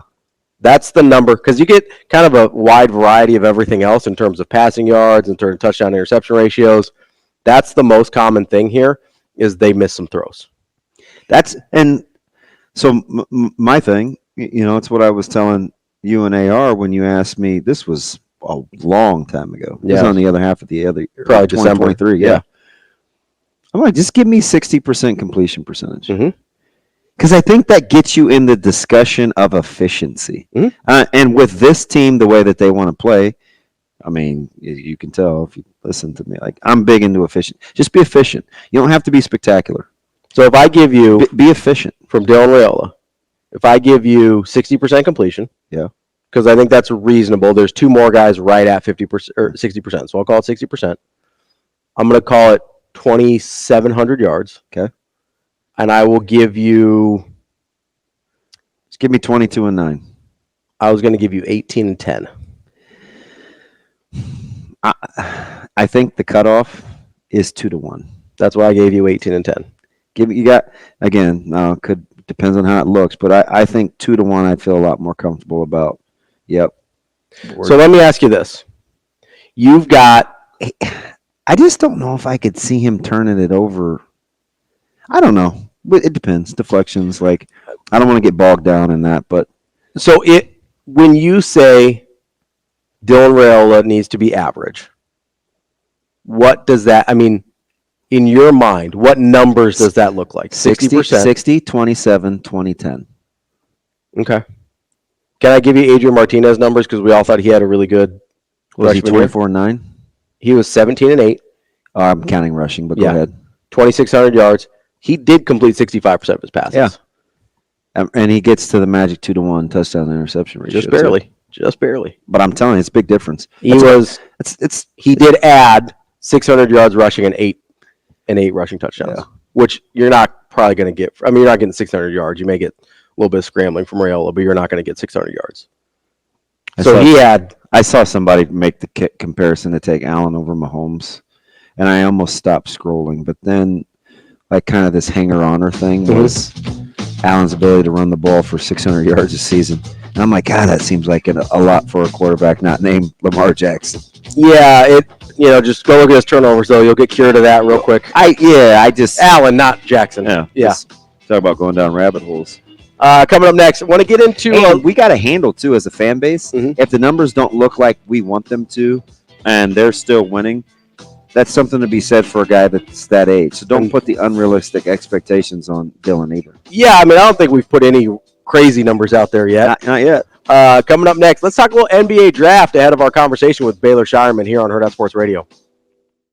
We're back here on Hurrdat Sports Radio, AM 590, ESPN Omaha, ESPN Tri-Cities. We're live on Twitter, Facebook, YouTube. That's TV. I'm Ravi, Lulla, and we're brought to you by the Team Jack Foundation. Make sure you get to teamjackfoundation.org to check out everything they've got going on and see how you can get involved with their goals of finding better treatments for childhood brain cancer and one day a cure. You can volunteer. You can find out how to volunteer. You can donate right on the page there, or you can find out what events they've got coming up. You can also see what they're involved in, so you can see where your money's going and how you can be most helpful. That's teamjackfoundation.org. All right, we're going to talk to Baylor Scheierman here in about 15 minutes. So I wanted to get into a little bit of NBA draft talk. And it is, to put it kindly, a rough year in the draft. There's no consensus on who the top pick's going to be. There is absolutely no home run picks at all. And you look at the names of guys that are creeping up these draft boards, guys like, if they're even guys you've heard of, like Donovan Clingan and Stephon Castle. I didn't look at either of those guys and be like, oh, yeah, that's a top 3 guy. Yeah. That's a top 5 guy. Although I haven't seen one mock that has Castle lower than 6. Not now, not anymore. When he was at the end of the regular season, he was a back-end lottery. Oh, wait a second. Before we do this. Yes. Is this us? Oh. Shane, is that current? Are you producing? Do we have a caller, Shane? Yeah, we just got him. Why, you want to go to him? Yeah, sure. My bad. I didn't want to get into this and leave. No, 100%. Let's get to Cody. He is calling 888-638-4876. Got some talk on the QB comparison before we move on to NBA draft. What's up, Cody? What's going on, gentlemen? Been a while. Oh, hello. How you doing? When we're not texting, you're right. This is the first time I've heard your voice in a while. Yeah, no. So usually I give about once a week. Yeah, man. How Doing all right. are we doing? We're doing good. You know? How was Father's Day? Did you Big. buy any shoulder pads? I mean, no. Do they make shoulder pads for 2-year-olds, or like how does that go? Oh, you know, I'm sure they do. Just haven't looked in the right spot. He did get some camouflage Crocs that he will not let you take off of him. Oh no, poor kid. Yeah. Poor kid. Hey, so I missed the front end, so you might have used this comparison, but 66%, 3,100 yards, 18 touchdowns, 6 interceptions. Say that again. 66% I caught. 3,100 yards. Yep. 18 touchdowns, 6 interceptions. Okay, there's the 2-1. 3-1, right? 18-6. Is that what you said? Oh, I was thinking 18-9. Yep. Sorry, Jamie. What? My mathematician online is going to slap my wrist. What year are we talking? That's. I'm definitely taking that. So the record's going to be skewed. That's Jarrett Stidham, year 1 under Rule. I'm definitely taking that. That is a heck of a comp. I would 100% take that. No questions asked. Yeah, I mean, I know the record is skewed because they were 1-12 or whatever, 1-11. See, that's amazing. That just further proves my point, though, Commander Cody, because we put all this pressure on Raiola, where he better be this or he's got to be that, and I'm always gonna maintain, if we build around him like we should with a freshman quarterback, it shouldn't have to be like that, because those are pretty good numbers for Stidham statistically. Yeah, and I know that was Stidham's sophomore year, but that was year 1 under Rule. And the other thing is, I feel like the way Rule has treated this whole thing is he's going to be run heavy and slowly engage, Raiola. If that makes sense what I'm saying. Yeah, maybe. So I kind of, why I hope you're right is because I hope the offensive line continues to evolve, but it's hard not to fall in love with this wide receiving core. So like they might be those guys where you're sitting around as a coordinator and you're like, all right, I got to get am I thinking plays or players? I may have to get my players the ball. So you know what I mean? So I think discipline and context will matter. But I kind of hope you're right. And I think it would be more on the plays, because Rule, the way he talks and the way we've seen is the way he's going in practice with full contact and everything is it's next guy up for him. It doesn't matter if you're the 5-star guy coming in or if you're a walk-on. That's a good point. He's treating everyone the same, and it's all about his plays and his offense and his scheme. Yep. All right, Cody. That's all I had for you guys. I got you. I haven't talked to you guys in a while. Good. Be safe out there. Yep, see you guys. Appreciate the call, Cody. Yeah, I would take those numbers for sure. Good dude. 100%. Don't think he won't try to find shoulder pads for a 2-year-old. He might. I don't know if they make them like that. You think so? Yeah, I would take those numbers. 100%. I would also take Adrian's numbers. 18-6 would be... That'd be phenomenal. I'd take that all day. No questions asked. Again, though, I do think there's something where as a fan base, we're going to have to know how to consume without making these sweeping judgments on potential. Yeah. Still year 1 in a new system for an 18-year-old. Yeah. That's going to be... And it's not like, DB, you don't protect the... No, I'm not protecting anybody. I'm just... Sometimes you just have to be smarter. Well, and, I mean, look at the conversation we were just having about there's a lot of really talented dudes that end up having really good careers, didn't do much as true freshmen. And the goal is, remember, I think if you're a Nebraska fan base, is number 1 is rack up wins. Wins first. 2 is play in any sort of way in which he's a 3-year starter and then gets to declare. Because then it really hit on all cylinders. Here's a guy that ended up being... Build up wins. Yep. Be a 3-year starter. Go rep the league. Here's a guy that ended up being pretty good at quarterback in the NFL, or in college, and is in the NFL now. 60%, 700 total yards, 5 touchdowns, 7 picks. That's a true freshman. How many games? 8 games. Ooh, 5 and 7. What conference? Would have been Big 12 at the time. I think still.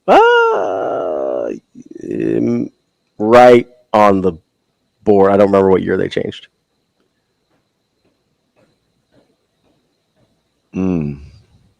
That should be the great giveaway. That's a beautiful question. Did he play more than 4 years because of a transfer? He did transfer. He didn't play more than 4 years. Baker Mayfield? The other one. Same destination. Kyler. Dang it. You always forget he went to A&M. I did forget that. You always forget. I knew it was one of the fudge. Yeah. Fudge. That dude won a Heisman. That was his true freshman year. Huh. So like there's the more you know. Let's see. There's some stinkers in here of guys that ended up being good. Stinkers. Like there's some doo-doo in here. Yeah. With guys that we like, guys. And a lot of it's guys that... Dude, you are so your mom's child. Who says stinkers in 2024 other than like your mom or my mom? You're such a stinker. Yeah, right. And then on the same page, you have Christian Hackenberg put pretty good numbers as a true freshman, and I don't know that any of us... Like, if we were like, hey, Dylan Raiola is going to be Christian Hackenberg, all of us would be like, oh, God, no. No, 100%. Right? Yeah. But you would take those numbers this year, wouldn't you? I'm telling you. But by the time this thing is over and we get to fall and we're rolling, like you're going to be so build up the other pieces around the quarterback and get away from the quarterback play. Now, I get it. The natural gravitational pull won't let you, but you're going to have to lock in and be focused. It's going to be a lot of Raiola talk. Focus on the other pieces first. That part will come. That part will come. Sooner it comes, the better it is. Well, you want a year 1 to year 2 how we think differently. I mean, Coach McGuire wasn't everybody's favorite a year ago. Yeah. I told you that guy could coach. I mean, same thing with Donnie. And that dude's wide receiving core a year later, we're like, oh, God, I can't wait. I hope they throw it to him 65 times. No, we're not going to be that bad. But that might be the best unit on the team. See, okay. It might be. I'm not even entertaining that. Because of production. That's why I said might be. It is not currently the best unit on the team. It might end up being the best unit on the team. Yeah, it's still got to be more productive. Now listen, I could see the comment section and social media and everything else. Well, part of that is the quarterback's got to get him the ball. Okay, I get it. Might end up being the best unit on the team. Has to get him the ball too. Might. Now I'm really on the D line. I really like the O line, but that wide receiver group, and I'm including the tight ends, the pass catching group. Do you find yourself like we're really not? It's like we shrug our shoulders over like Turner Corcoran and Mazuka, and it's like I don't think we know what to do with Corcoran because the injury. I'm like, really, guys? I don't think we know about the health on Corcoran. I think is the so we totally just slid over the fact that he was healthy, full cleared. Yeah, on Thursday. Yeah, I think that's been the holdup though on people. They didn't know where he was at. Mazuka's a good one, though, because like that guy started SEC games, and we're like, whatever. Yeah. So let me ask you this, because this was Friday at the downtown. I'm thinking to myself, who are we more indifferent about? Okay. Malcolm Hartzog, Gabe Irvin, or Turner Corcoran? I'm the most indifferent about Gabe Irvin, me personally. Because I like Hartzog a lot, and I know he's going to be important back there, regardless of what position he plays, or both positions.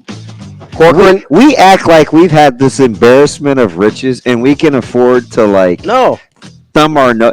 It's incredible how we view those three guys. Corcoran, as I think, pending health, having him in that room is really, really great. The guy that I like, Irvin's not one of the top 3 guys I think about in that room. Unbelievable. I'm not saying he shouldn't be, but no, I'm just telling you, yeah.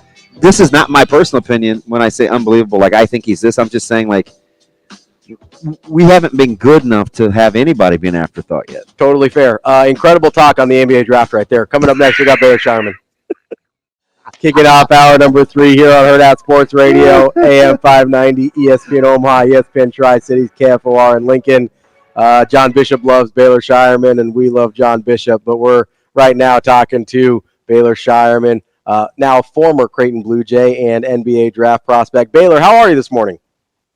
I'm doing well. I appreciate you guys having me on. Baylor, it is so cool, like on a personal level, going from doing your broadcast in the state finals for football to talking NBA draft. I'm in my head this morning driving in. I'm tempted, and you don't have to address it because I know you don't talk about yourself a ton. I'm tempted to kind of rank this in the pantheon of athletes that have come through this state. Like, if you just say out loud the accomplishments from then to now, man, it's incredible. Like, statistically, absolutely incredible. It's almost silly. Mm-hmm. Yeah, I appreciate you saying that. I've been blessed with a lot of great, teammates and coaches throughout my whole high school and then obviously college career. Like you said, in high school, I felt like I was a very underrated football player in the state. I felt like, especially my senior year, I didn't necessarily get a lot of love that I thought I deserved necessarily from like Lincoln and Omaha area. But I'm just thankful for the journey, man. It's been a blessing.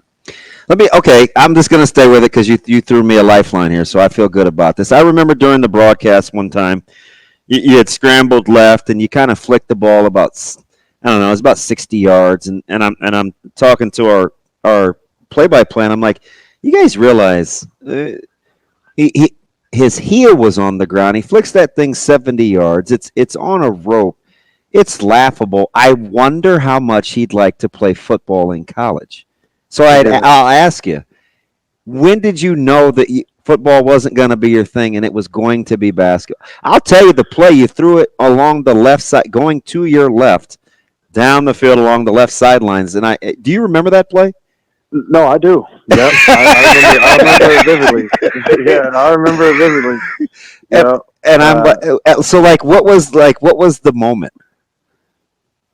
I think I really knew that I was closing the door on football.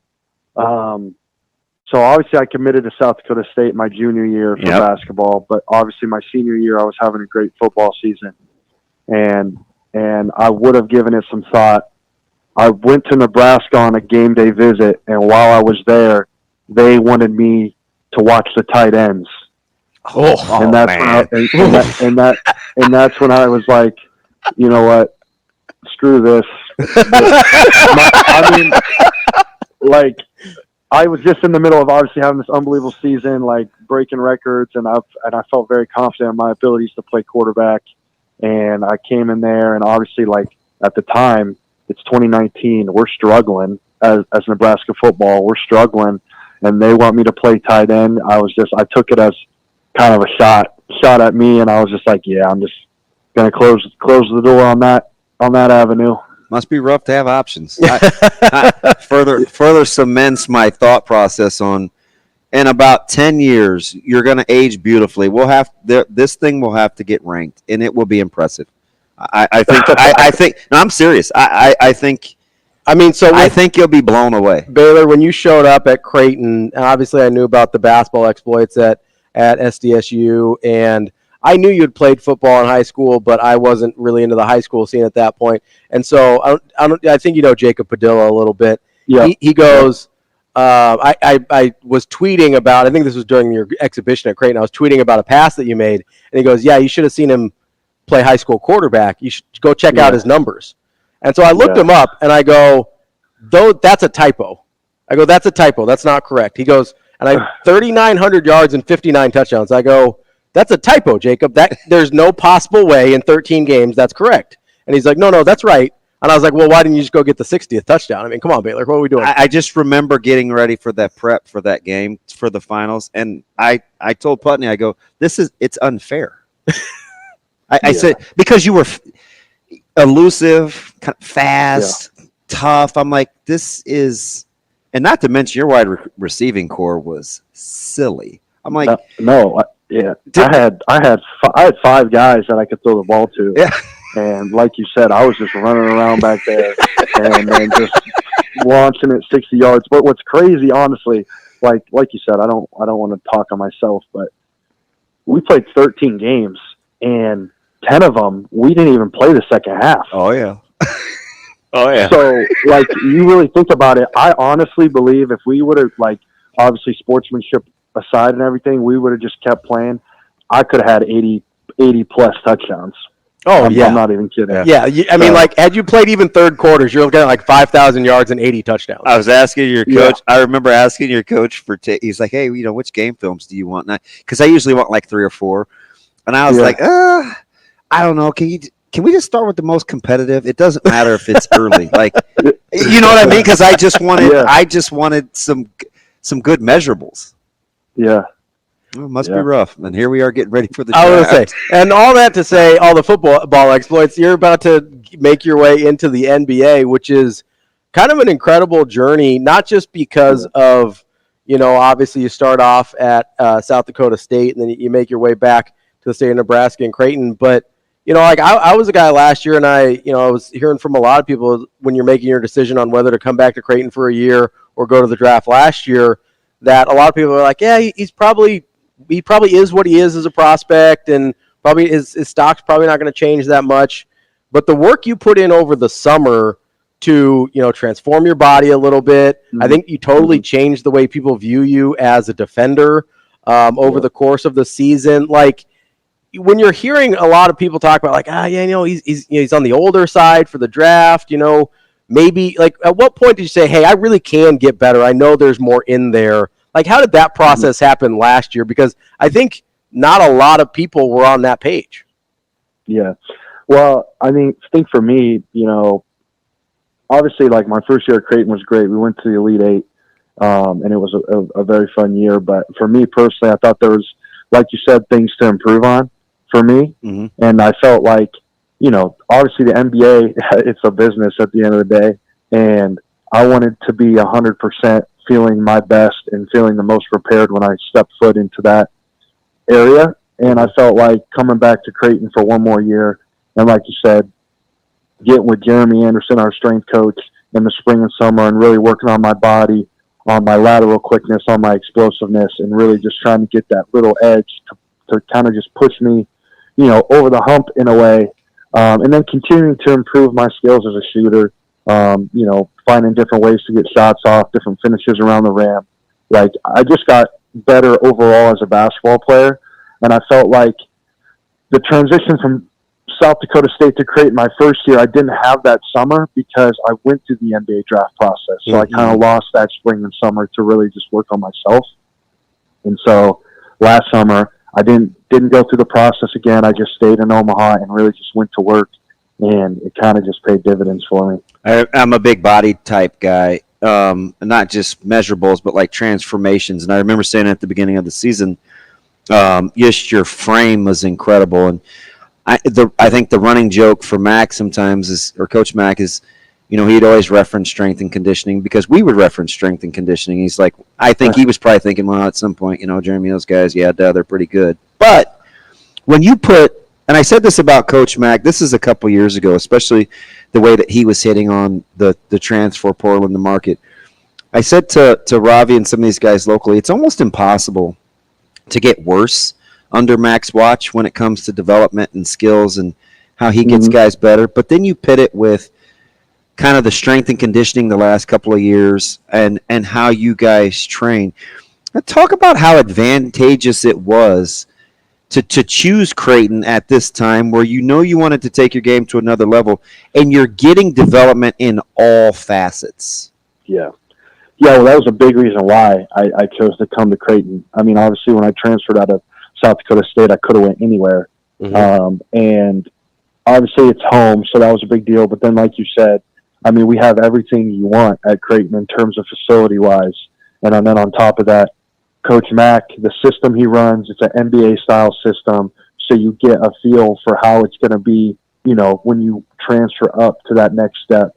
And then, like you said, strength and conditioning-wise, I mean, Jeremy Anderson, he's one of the best, if not the best in the country in the college ranks, and he could be at the professional level if he really wanted to. So having all that accumulated in one spot, like, just gave me the best chance for me to excel in my game in the weight room and on the court, and ultimately put me in the position I am right now to hear my name called in the NBA draft. Baylor, how fine a line is it between freedom of movement and the type of offensive philosophies that translate from college to NBA, like Coach Mack has, versus discipline? How fine a line is freedom of movement and autonomy to discipline? Yeah, it's Coach Mack, he's very specific about the type of players he recruits, because he gives his players a lot of freedom to play, and he trusts his players to know how to play the game the right way in terms of spacing and movement. And so, you say freedom and then discipline. I put discipline in the category of just like IQ and ability to understand the game. And I think, it is a fine line between being able to have freedom, but then also understanding the game at a high level to be able to go out there and play without a lot of, we're going to run these sets, you have to go here, here, and here, and do this and this and this at this particular time.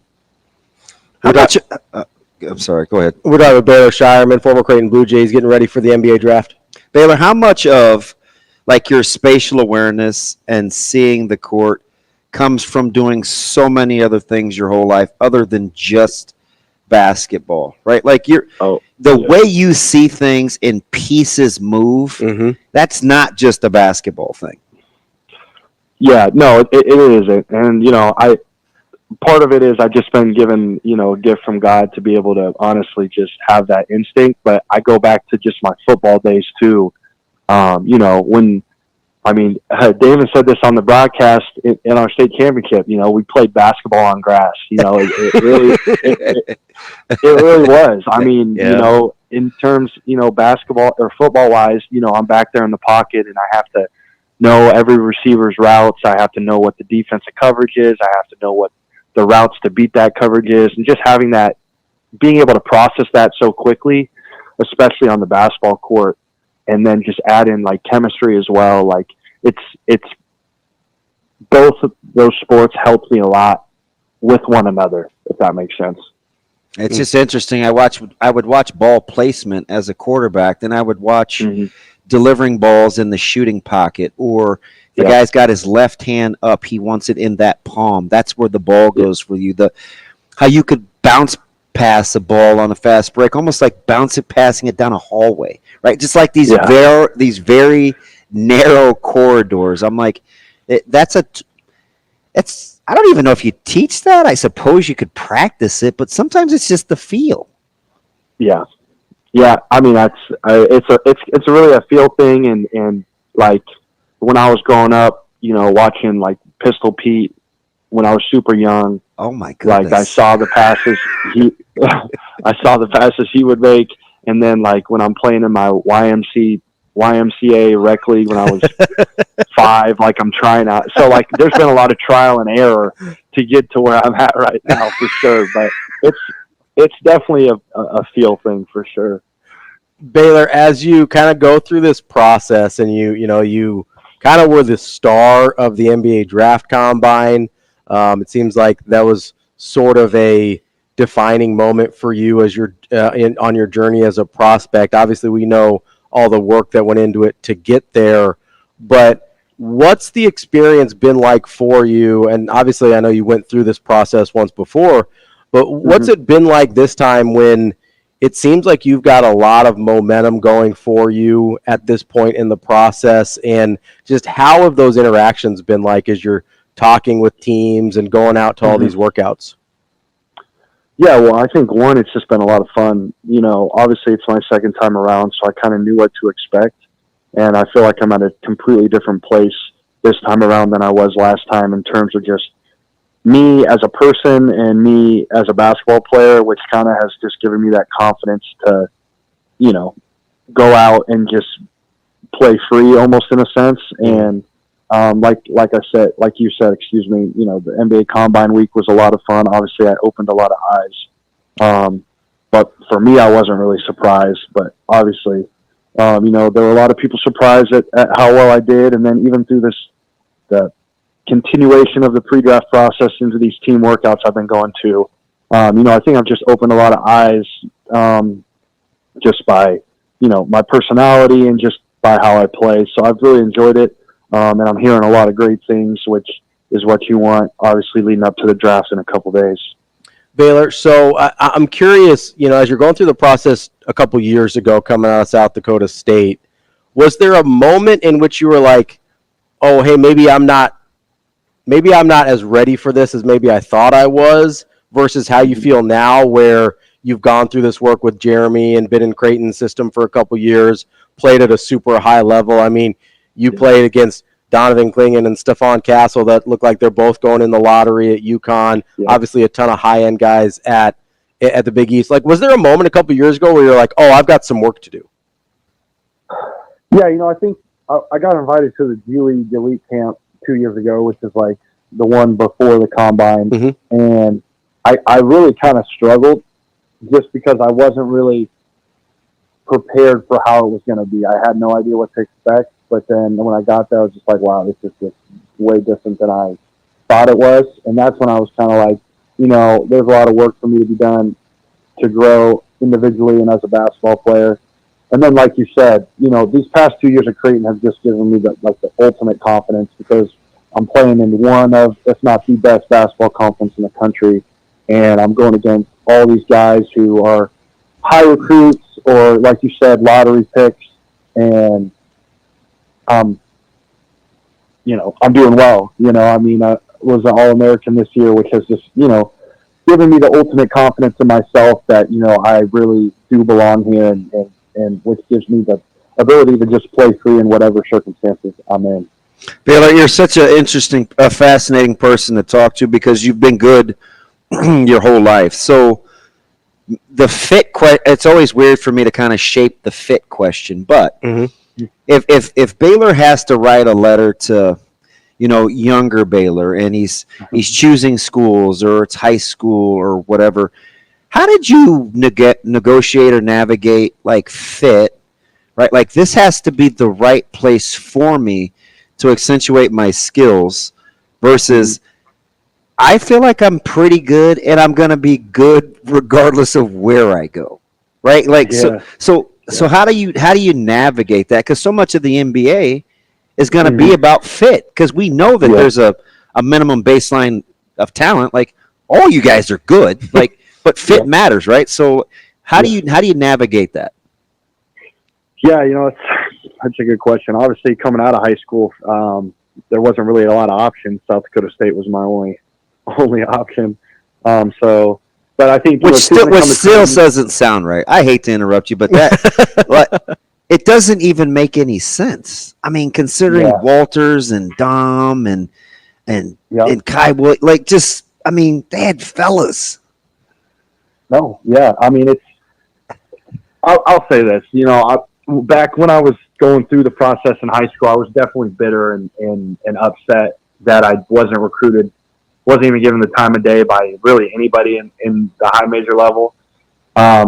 But looking back on it now, obviously I wouldn't change a thing. And I'm thankful that when I went to the transfer portal, that's when all of the teams started coming. And I was just a little older and kind of knew what to expect and knew what I was really looking for in a team. When you're in high school, you can kind of get, caught up in the show of recruiting, if that makes sense. Mm-hmm. Fit's a big thing, and it, like you said, in the NBA, it's huge. You look at guys that have found roles in the NBA that weren't really looked at in high school or college, and they've carved out a role in the NBA. So I think it's a big factor. And for me, I have my agent, and the agency that I'm with is the best in my opinion in what they do. So that gives me a good kind of head start, I think, on everybody else. But I think, like you said, the fit part is a big part of what I'm going into. Baylor, so I got to ask you, I've got some inside info about your trip out to Utah recently. Not about the workout, but I heard you got to visit the set of one of your favorite movies. Absolutely, bro. That was so lit. Oh my god! I think I don't think people realize. I think people sometimes think that I'm joking around about it, but I actually love those movies. He's talking about High School Musical, by the way. Yeah, it was the biggest check off my bucket list. Lord have mercy. It was crazy because I got there and there was a sign on the door that said nobody can come in from May 26th to September 23rd for construction, which meant there was no high school tours allowed. Mm-hmm. And so I started just walking around the school, and there was this dude working in the auto shop that's connected to the school. And I literally just asked him, I told him my story, I'm a huge fan. This is my first time here. And he let me in the school, and it was literally just me. There was nobody else in there. It was so lit. See, that is the cool. Just watching you from afar, this whole that's the cool thing about you. You're just eccentric and eclectic enough to be your own guy, but cool enough around just normal enough around everybody else around you that makes you inviting. I get that has to be part of what has captivated some of these draft guys when they take a look at your personality, right? Because it seems like you may be quirky, and you might, but there's this thing about you that's pretty inviting as well. Yeah, it's hard to talk about myself in that way because my mom always raised me to obviously be humble. And I hear she's nothing to mess around with too. I've heard that your whole life, so I'm gonna give her due.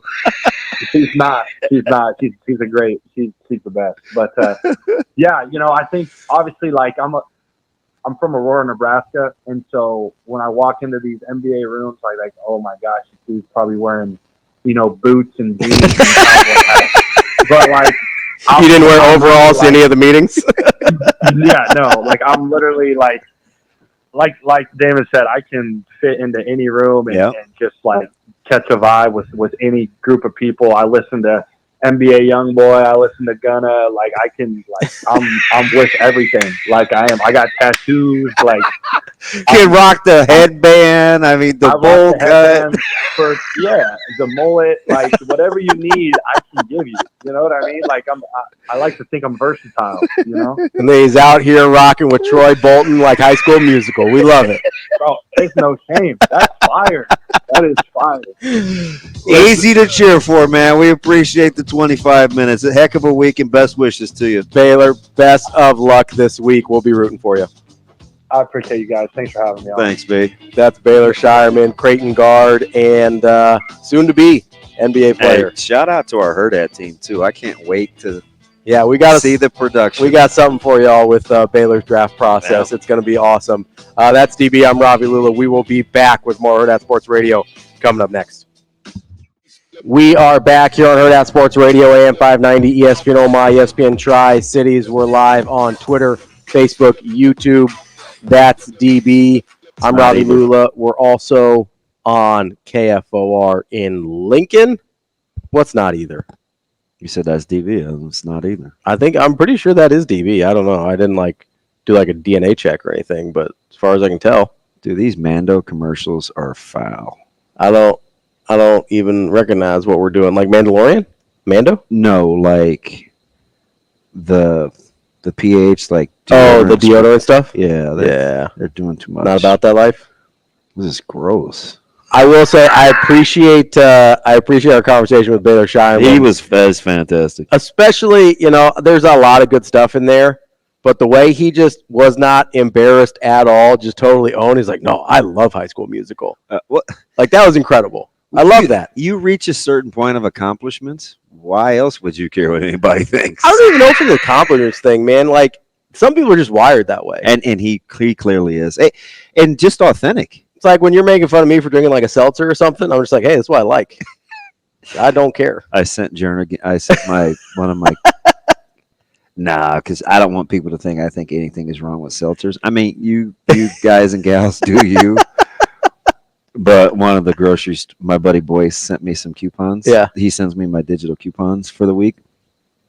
I was like, oh, I think I'm gonna send these over to Jernigan. They've got seltzers on, and he's the last guy that would drink seltzer, but the first guy to be offended by if you told him it's like Chablis or however you say Chabliss. Oh, I don't know that one.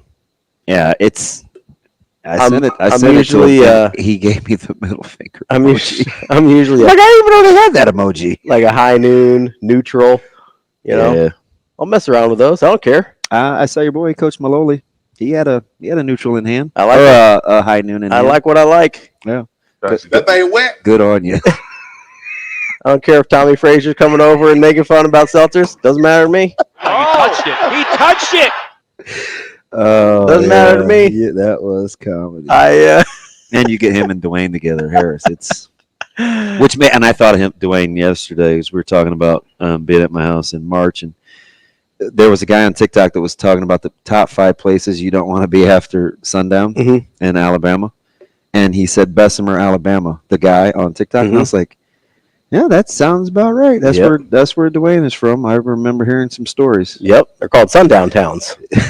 Well, for different reasons, but yeah. Historically, it was because we had to get out of town. Yeah. This was just don't be caught out, regardless of. Oh, regardless. Okay. Okay. Yeah. I thought you were being specific. No, it's a general. You don't want to be out. Yeah. Okay. Well, it's there's places like that too. We don't love old it. school Kenlock, East St. Louis. Places like that. Yeah, we don't want to be in East St. Louis. I was like, I'd ask like Lorenzo Brinkley. I was like, why are they? I got it's like lost. early '90s. It's like, well, why do you have bars on your gas stations? It's like, it's 2 p.m. Yeah. Like, what are we doing? Yeah. Or when Severe and I walked to go get chicken in Chicago, like we walked. Yeah, don't do that. And they gave us our food through the rotating glass thing. I was like, I'm not going to reach under there. It's fine. You're like, oh, it's a different place. I was like, why'd we walk? I don't think we're in Kansas anymore. Michael, apostrophe? When you're next to a nail in a bail bonds place, you probably know you're getting some good food. If you saw a Cricket Wireless, get out. Just wow. Get to stepping. Ravi, Lulla here for Cricket. Hey, if they want to sponsor us, we love them. I love the fact that he getting back to Baylor, that he could say, yeah, I was mad. Yeah. No, I did. Yeah. I like that. Like, I can appreciate that. Well, that's kind of why, not that I encourage it, no, but at least like knowing that about yourself. When you asked him the fit question, that was interesting because you framed it as like, okay, like the fit versus, hey, I'm pretty good, I'll make it work anywhere. Yeah. Because like there's that confidence is what gives that second part of it, right? The confidence to be mad that they wanted to put you in a tight end room or that they wanted you to hang out with the tight ends. How about that, though? I mean, it's possible the previous staff missed on some stuff. No, it worked out for him. It did. But everybody told me, just covering him. It worked out. He has cousins in Omaha, and they had played with Caleb forever. Mm-hmm. So, like, I'm into this Aurora thing. Yeah, it worked out for Baylor. It did not work out for that previous staff. Just sounded generally honest. Like he had honest responses to your guys' questions. Yeah. And believe me, I can see the difference between, it's who he's playing against and he's just good. Yeah. No. I'm telling you, that was one of those broadcasts when, by the way, shout out to Baylor for remembering what I said. Like that's pretty cool. But I've been fortunate enough to do some broadcasts since the middle 2000s of some single. I remember there's a couple guys that jump out at me like Wyatt Mazur, and I've seen rushing records broke, and like I just remember watching Baylor, and I'm thinking, and I joked again, another one of those things on the broadcast. I go, I wonder if he'd reopen his football commitment. Yeah, because I had seen some guys have some good state championships, and all of a sudden it changed people's minds. Sure. Right? Like Keegan Johnson going from a junior to a senior. And I try to tell people that Keegan was pretty good, and all of a sudden he houses one against West Side, and I'm like, yeah, this guy's really Still good. pretty good. And all of a sudden the phone's ringing, right? but people kids that are grounded like that, they don't appreciate that. They don't appreciate the Johnny come lately. They're coming by lately. Yeah. But the fit thing is important because I think sometimes, people, it's the self-awareness to know that I'm good, but fit does matter is a real thing. 100%. Right? Well, especially in the NBA. Reed Shepherd playing in Memphis is different than Reed Shepherd playing in Houston. Right? analytics are still the same but the fit in Houston, like, okay, color me intrigued. Yeah. Go to Memphis? Yeah. Nah. Weird culture. I'm not as enamored by that. It's like, kids pick high schools. Yeah. Right? It's like, you're not built like that. Like, why? Well, I want to do X, Y, and Z. Okay. You're going to have to deal with things that you don't want to deal with. I get it, right? Like, my mom can't drive more than 45 mile an hour. Mm-hmm. The interstate may be the best way to go. She's not taking it. Just doesn't fit her talents. Yeah. Well, and it's not just, we say fit and we think like schematic most of the time, right? A lot of it's your temperament versus the coach's temperament. Or the coach's philosophy. Yeah. Right? Like, Doug's a great example of this, Doug McDermott, right? Going to go play for Tom Thibodeau probably was not great for him because Tom Thibodeau did not want to play rookies, especially rookies that were not defensively minded, right? That was a tough fit for him, even though Chicago in general, like, what they needed fit his skill set. But Thibodeau's mindset wasn't that way, right? And then you see him go other places and he's more successful than he was in Chicago. But, like, there's a fit on a schematic level, there's a fit on a cultural level, and there's a fit on what, like, a coach personality level, both what they're looking for and how they operate. And it's way harder to find a good fit than, like, schematic fit out of those three, I'd probably put third. Yeah. Right? Like, I can figure out schematically what to do if the other two. If you're willing to compromise as a coach, sometimes they aren't. No, if I'm a player, I'd rather have the coach's temperament and culture, right? Remember I told you Sage Rosenfeld Over back in 12 told me the most underappreciated aspect of why so many quarterbacks miss is the relationship they have with their OC. Fit. It's not the talent thing. Let's get to Michigan, Lance. I'm sorry to do this to you 2 days in a row, Lance. You got like 90 seconds for me. That's it. What's up, buddy? Hey, man. So you were talking about that fit stuff, man. You heard Rich Paul. If you hear him talking about Bronny James, man, it's the same type of stuff, and it's really good stuff that he's talking about him about development, and he's on that same page, finding the right structure, the right fit for him to excel. Which is one of the reasons I think he was pushing for Hurley, to be honest. I got you. Reddick's going to get a lot of the scapegoat for being that new head coach, but I don't think that was LeBron's first choice. I think he wanted to develop, I think he wanted a guy like Hurley. But anyway. I got you. Hey, check out. Hey, man, I went down to K-State, DB. You said it was nice, man. My son did pretty well. You can check his Twitter.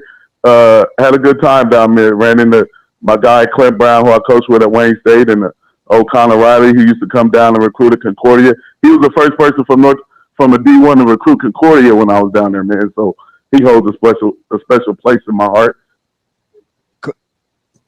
Did we look? You still there? Hey, I'm still here. Yes, they definitely they do it right. Just be prepared to shoot down in Lincoln on Wednesday. Wednesday? Let me know the time, brother. We're ready. I will. All right, thank you. Michigan, Lance, we'll talk to you later. We appreciate the call. Hey, talk to K-State, DB. They really like them down there. I got you. All right. We will talk to Kyle Peterson coming up next. We've got a winner-take-all game tonight.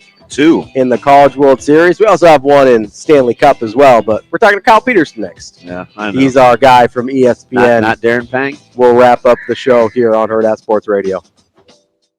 Obviously, you've got one more College World Series game tonight, but on Thursday, you can also go out to Union Omaha to catch their match on Thursday, June 27th at Warner Park, 7 p.m. against Chattanooga. It is part of the USL Jägermeister Cup, and it is Cancer Awareness Night. So if you need a little more local sports fix after the College World Series is over, make sure you get out to Union Omaha. We are efforting KP here on Hurrdat Sports Radio, AM 590, ESPN Omaha, ESPN Tri-Cities, KFOR in Lincoln. We've got a winner-take-all game, though, DB. I'm excited. Yeah, we do. I had to double check. Oh, I think we lost him again. Shane, is his mic on? The mic's on. Nope, we lost him again. Is it the other headset? Did we put the wrong headset on? Oh, that's Maybe. Hold on. Oh, I think we're back. Yep, that was the wrong headset. It's my first rodeo. That's okay. I'm not a big rodeo guy personally. I don't know how you just sit here the whole time in between breaks either. What do you mean? Like I have to get up and move. Yeah. Well, I worked an office job for a long time, so I'm used to just sitting all day. No. Can't do it. Can't do it. We have Kyle here. Good, because I need to check with old KP. We got Kyle Peterson. He covers college baseball for ESPN and SEC Network. Kyle, what's going on? Good morning. How are we? Well, very subdued this morning, KP. Good morning.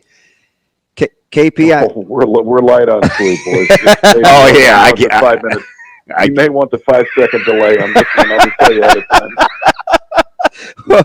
Well, we got rid of Herzog last week before he dropped an F-bomb, so I think we're capable of doing anything, KP. You just do your thing, buddy. We'll adjust. Am I misremembering, KP?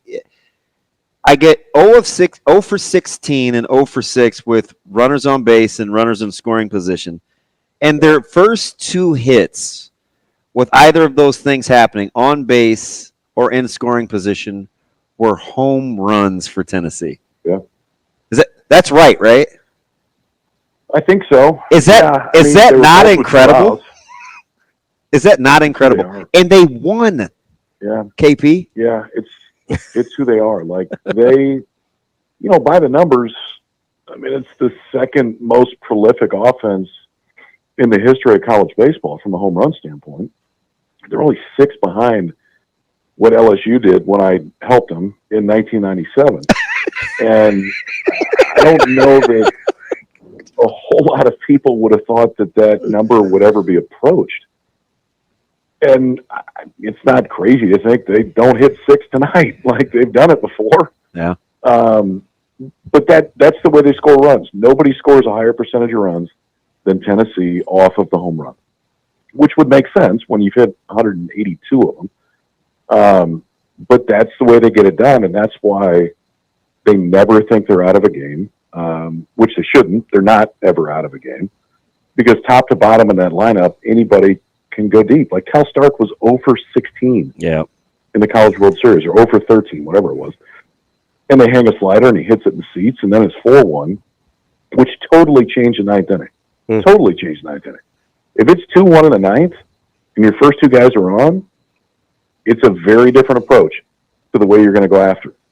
But when it's 4-1, you're not going to punt them over. We're not giving runs up, or we're not giving outs up in that situation. So, yeah, that's why they're, that's why people show up. That's why you watch them, because they can do things that literally nobody else in the country can do. KP, what are your thoughts on? Because I'm glad you referenced it, because I saw it a couple of times the last 2 days, and I see it all the time in Major League Baseball. I get it, right? You don't locate a changeup or you miss on a fastball, you can get hurt. But it just seems like when slide pieces don't slide, they leave the yard. Like, what is it about that particular pitch that pitchers pay for more than not when it doesn't do what it's supposed to do? Yeah, it's like sinkers that don't sink. I mean, sinkers that don't sink rise really quick on the other side. And sliders that hang in the middle. What's crazy is, and people are starting to figure this out, and this is kind of the analytics piece right now, if you miss with a slider on the inside black, you win. Because nobody sees it. Like a backup slider on the inside black of the plate, guys either don't swing or it jams them. But if you miss with a slider in the middle, you're dead. Because it ends up being a BP fastball, and the movement of the pitch goes right into your barrel path. So it's already moving a little bit down, your barrel path is moving a little bit up, and if you catch it right, it's going to go a long ways. So, that's the challenge of the pitch, to where if you execute it, guys don't do anything. Like if you bury sliders down and away, there's not a lot of humans that take a slider down and away on the knees and the outside black and hit it out of the ballpark. Because it's not easy to do. Like everything has to work right. And then you got to work the other side of the field from a swing standpoint. And all of those things are really hard to do. But if you leave one in the middle and it's moving into your bat path, it's a lot easier to be right. And I mean, that's what you saw with Cal Stark last night. Like he was right. And if you're right on that one, you start yelling for a new baseball. We're talking with Kyle Peterson of ESPN. As you kind of look at these two teams, you look at, it seems like these were probably the favorites coming in they were the favorites coming into the College World Series. Probably got the best two teams in college baseball this year. Where do you make the differences, or where do you see the differences when you're looking at Game 3 and who might come out on top? I think the biggest difference tonight is who goes to the bullpen when. So if A&M can get Lampkin to get them through 5 or 6, and it's close, or obviously if they have the lead, and you can bring Ashen back in and he can finish, then that's a huge advantage for A&M. Because he has been the best, by the numbers, he's been the best reliever in the country. Tennessee does it differently, where they can mix and match, and there's probably not a guy in their bullpen that you look at and say, if you give us 9 outs tonight, we're going to win. I think it is that way for A&M. For Tennessee, it's a bunch of different looks. Like, it's Kirby Connell, who has more appearances than anybody in the history of Tennessee baseball, that quite honestly is probably going to never throw a pitch after tonight in a uniform. It's 2 guys that throw 100. One of them went to Iowa Western. It's a sidewinder that comes down and shows you different looks. Like, it's all these different things. And A&M can show you different looks, but their bullpen just isn't as deep as Tennessee. So if you want an advantage, if A&M can make this a 2-pitcher game, then I think it's advantage A&M. If A&M's going to get it going offensively, and who needs, I'm going to guess it's somebody in the back half of the lineup, but I don't want to speak for you. But they had balance all year, and when they hit it, like, that was a pretty complete offense. Who's got to get it going for you? Well, no Braden Montgomery changes that offense pretty significantly. I mean, for all we talked about their depth too, right? It's starting to show up. Yeah, it mattered. Now, Caden Kent's been awesome, and he's the one that stepped in when Montgomery got hurt and got a chance. And if he has a decent night tonight and A&M wins, he's probably the MVP of this tournament. But no Montgomery, just from a thump standpoint, a scare standpoint, totally changes that offense. I think it's the older guys in the middle. I think it's Appel and Schott and Burton, who combined have played 13 or 14 years of college baseball at this point. They're all seniors. They're all transfers. They all have a heartbeat that's pretty slow. Grohovac can do superhuman things. Laviolette can do superhuman things. Kent is in a different world right now.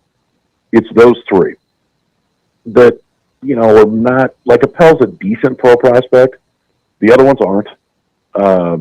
But I think for A&M to have a chance tonight, that 3-4-5 piece that isn't as sexy as Tennessee's 3-4-5, but yet their experience level is higher than probably any 3-4-5 in the country. I think that's the piece that has to be there tonight.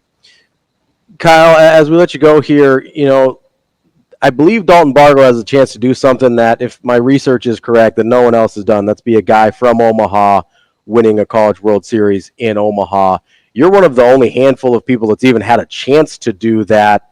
Like, kind of try and put yourself in Dalton's shoes for a minute here. How much would that mean had it been you that was able to cross the finish line, and how do you think that'll impact Dalton tonight?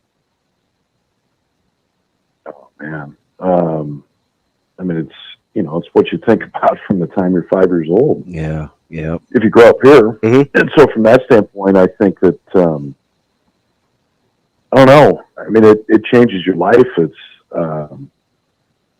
It's different for anybody, but man, it's more different when you're from here, just because you've seen it and been the kid in the stands and everything else. So yeah, I think if they can pull it off, whether he's in the middle of it or not, he's been a part of what they've done the whole year.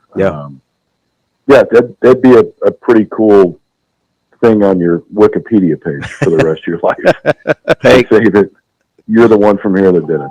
KP, it was long rumored, at least the last handful of weeks. What's your level of surprise to what's happened with Pierce at Texas? I honestly didn't see it. So did something happen? Yeah, all reports are that he's on his way out in Austin, man. I mean, there was a bunch of smoke. And here's what's nuts about this world of sports, right? Like, A&M and Texas are playing in the regional. Texas is the 2 seed. And Texas outplayed them in game 2. and A&M comes back and beats them at the end, and then Texas gets knocked out, and obviously A&M's playing for the whole thing. If Texas wins that game, I don't know if we're having this discussion. It's weird like it's that. It's a matter of like 1-2 out hit. Yeah. I mean, it's all this. The sports world sometimes makes no sense. And David's had a ton of success there, and he will at the next place. It may not be the best fit. I think that time has somewhat proven that. But at the same sense, man, if you go look at the history that they've had, I mean, I did the Super last year, and they got knocked out because a kid lost a ball in the lights in the 9th inning. Yeah. Like, that ain't the coach. Sorry. I say it all the time, man. To win championships, you have to be a little fortunate. I mean, Bird gets a check swing called on him. This whole thing could be different, right? I mean, so you need a little good 100%. Fortune. Good man, KP. I appreciate you. Seen that yet, but yeah, well, I'll get your thoughts later. Thanks, KP. All good. That's Kyle Peterson. That's Hurrdat Sports Radio. We'll be back tomorrow.